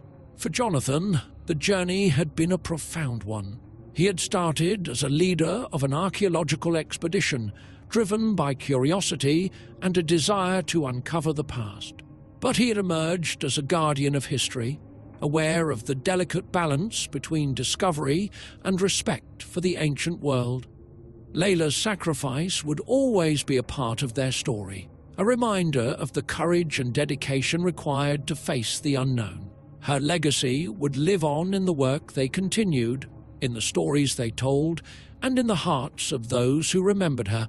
As the team dispersed, each heading towards their next destination, Jonathan felt a sense of purpose settle within him. There were still mysteries to uncover, still histories to explore.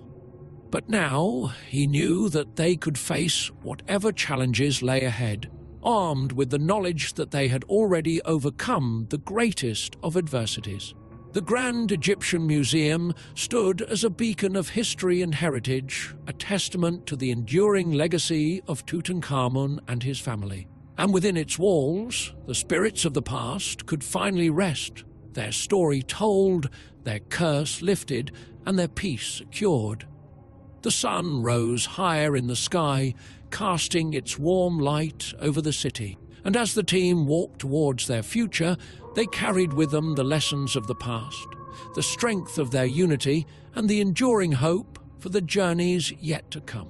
Chapter 7, Resolution and Aftermath, Part 2, Legacy and Reflection. The Grand Egyptian Museum buzzed with a renewed sense of purpose and energy.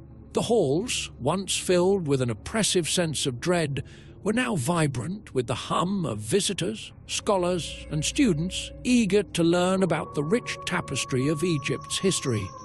The curse that had once overshadowed the museum had been lifted, and in its place was a profound respect for the ancient spirits and the sacrifices made to honor them. Dr. Jonathan Rivers stood at the entrance of the newly dedicated wing of the museum, watching as a group of students marveled at the artifacts from Tutankhamun's tomb. The exhibit had been meticulously curated, not just to display the grandeur of the treasures, but to tell the story of the young pharaoh, his beloved Queen Ankhesenamun, and their children. It was a story of love, tragedy, and the enduring legacy of a family whose bonds transcended time and death. As he observed the visitors, Jonathan couldn't help but reflect on the journey that had brought them to this moment. The battle against the ancient curse had been harrowing, but it had also been transformative. It had changed the way they viewed their work, imbuing it with a deeper sense of reverence and responsibility. Professor Mahmoud approached, a thoughtful expression on his face. "It's remarkable, isn't it? Seeing the museum so full of life again." Jonathan nodded. It's a testament to what we've accomplished. We've not only preserved history, but also honored the spirits that guard it."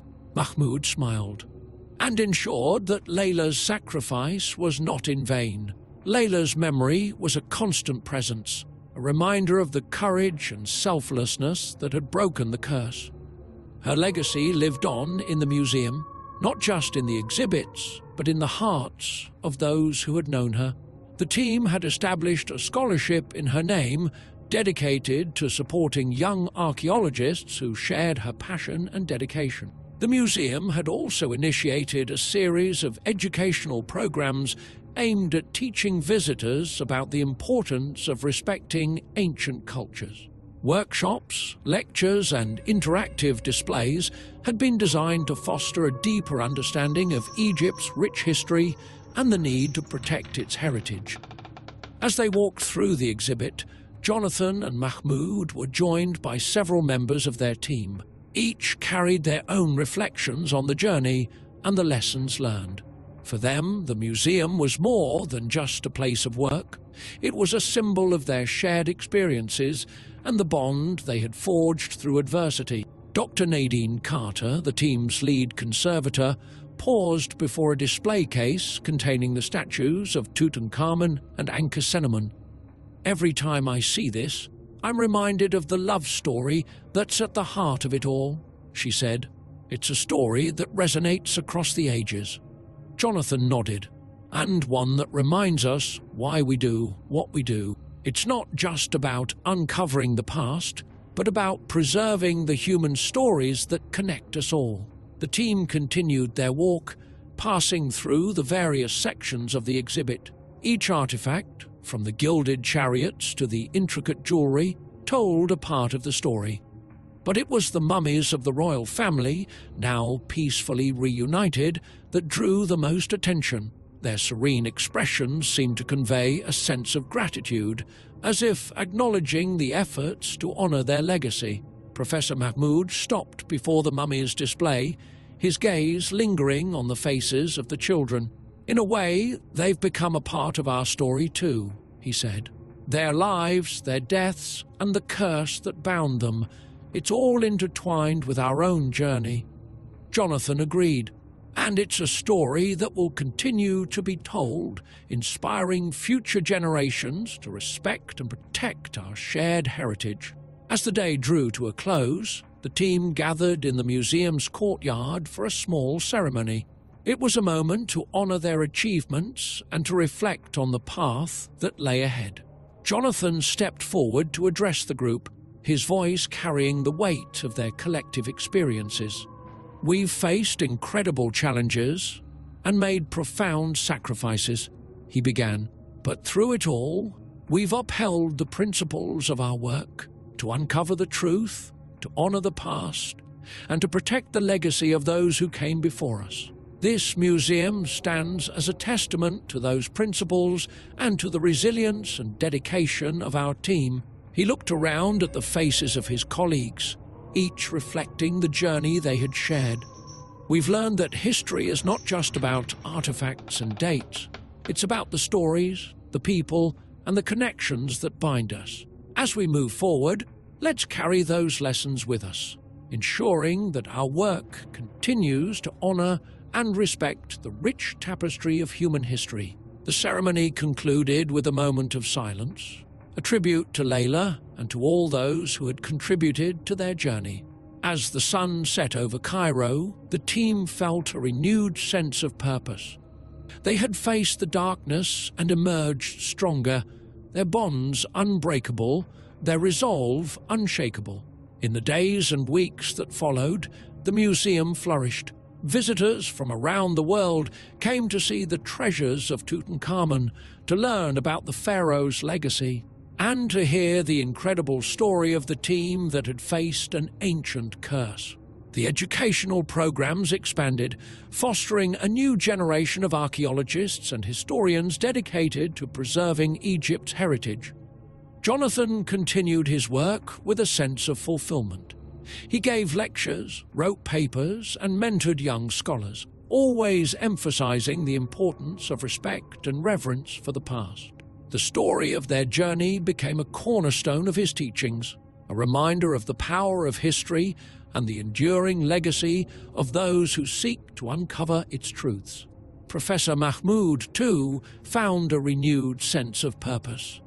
He collaborated with museums and universities, sharing their experiences and advocating for the preservation of cultural heritage. His work took him across the globe, but his heart remained with the museum and the team that had become his second family. Dr. Nadine Carter and the rest of the team continued their research and conservation efforts, always mindful of the lessons they had learned. They developed new techniques for preserving artifacts, ensuring that future generations could experience the wonders of Egypt's past. Their work was a testament to their dedication and to the legacy of those who had come before them. As the years passed, the story of the curse and the team's victory became a legend in its own right. It was a story told in classrooms, museums, and around campfires, a tale of bravery, sacrifice, and the unbreakable bonds of friendship. It was a story that reminded people of the power of history and the importance of preserving it for future generations. The Grand Egyptian Museum stood as a beacon of that legacy, a place where the past and present converged, where history was not just remembered but revered. And within its walls, the spirits of Tutankhamun and his family found eternal peace, their story told, their legacy honored. For Jonathan and his team, the journey had been transformative. They had faced the unknown, confronted ancient powers, and emerged with a deeper understanding of the world and their place within it. Their story was a testament to the enduring power of love, the resilience of the human spirit, and the importance of honoring the past. And so, as the sun rose and set over Cairo, the museum continued to thrive, a living testament to the legacy of Tutankhamun and the team that had uncovered his story. It was a legacy that would endure, inspiring future generations to seek out the past, to honor its stories, and to protect its treasures. Epilogue. The desert sands of Egypt, eternal and unchanging, whispered ancient secrets under the harsh, golden light of the midday sun. These sands had seen empires rise and fall, witnessed the grandeur of pharaohs, and concealed the mysteries of ages past. Among these secrets was the story of Tutankhamun, a young pharaoh whose legacy had intertwined with the modern world in ways both wondrous and terrifying. The Grand Egyptian Museum, now a symbol of resilience and reverence for history, stood proudly against this timeless backdrop. Inside, visitors from around the globe wandered through its halls, marveling at the relics of a civilization that had once flourished on the banks of the Nile. The exhibit dedicated to Tutankhamun, Ankhesenamun, and their children was a focal point, drawing those curious about the pharaoh's life and the haunting tale of the curse that had once plagued the museum. Dr. Jonathan Rivers, now a renowned figure in the field of Egyptology, stood quietly in the exhibit's main gallery. The artifacts, meticulously arranged, told a story not just of a king, but of a family bound by love and tragedy. His eyes lingered on the serene faces of the reunited mummies, their expressions finally at peace. The journey to this moment had been arduous, fraught with danger and sacrifice, but it had also been profoundly transformative.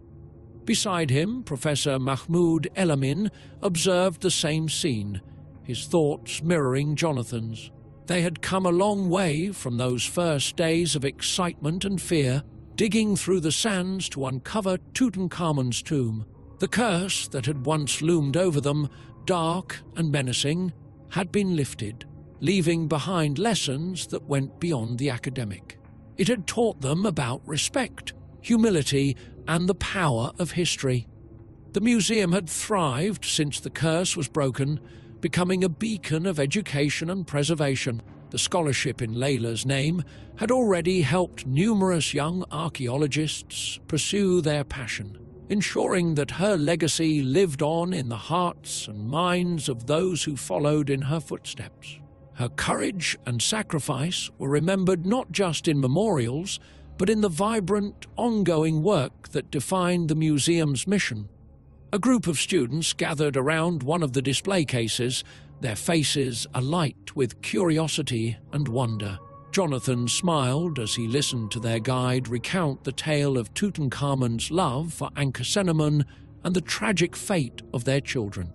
It was a story that resonated deeply, a reminder of the human connections that spanned millennia. As the tour moved on, Jonathan turned to Mahmoud. "It's incredible, isn't it? Seeing how these stories still captivate and inspire." Mahmoud nodded. "It reminds us why we do this work. It's not just about the artifacts, it's about the lives they represent and the lessons they teach us." They walked through the gallery, passing by displays that showcased the extensive research and conservation efforts that had gone into preserving these treasures. The curse had been a catalyst for much of this work, driving them to innovate and collaborate in ways they hadn't before. It had brought them closer as a team, forging bonds that would last a lifetime. In a quiet corner of the museum, a new exhibit was being prepared. It was dedicated to the modern-day heroes who had faced the curse and triumphed. Photos of the team, including Layla, were displayed alongside artifacts from their journey. It was a poignant reminder of the human cost of their discoveries and the bravery that had seen them through the darkest times. As the sun began to set, casting a warm glow over the city, Jonathan and Mahmoud found themselves on the museum's terrace. The view of Cairo, with the pyramids in the distance, was breathtaking.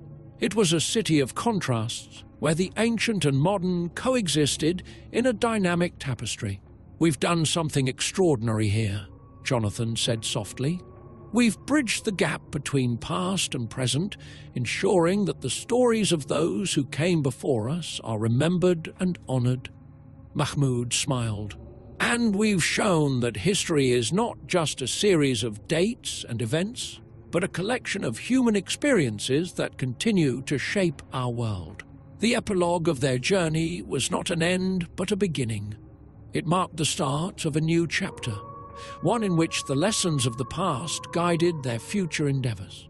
The museum would continue to be a place of learning, discovery, and reverence, a testament to the enduring power of history. As night fell, the museum lights illuminated the statues and artifacts, casting long shadows that seemed to dance in the stillness. The spirits of Tutankhamun, Ankhesenamun, and their children were at peace, their story told and their legacy secure. For Jonathan, Mahmoud, and their team, the work would go on, driven by the same passion and respect that had seen them through their greatest challenges. In the quiet of the evening, Jonathan looked out over the city and whispered a silent promise to the spirits they had come to honor and understand. Their journey had been one of discovery and transformation, and it would continue to inspire and enlighten those who walked the halls of the Grand Egyptian Museum for generations to come. The end.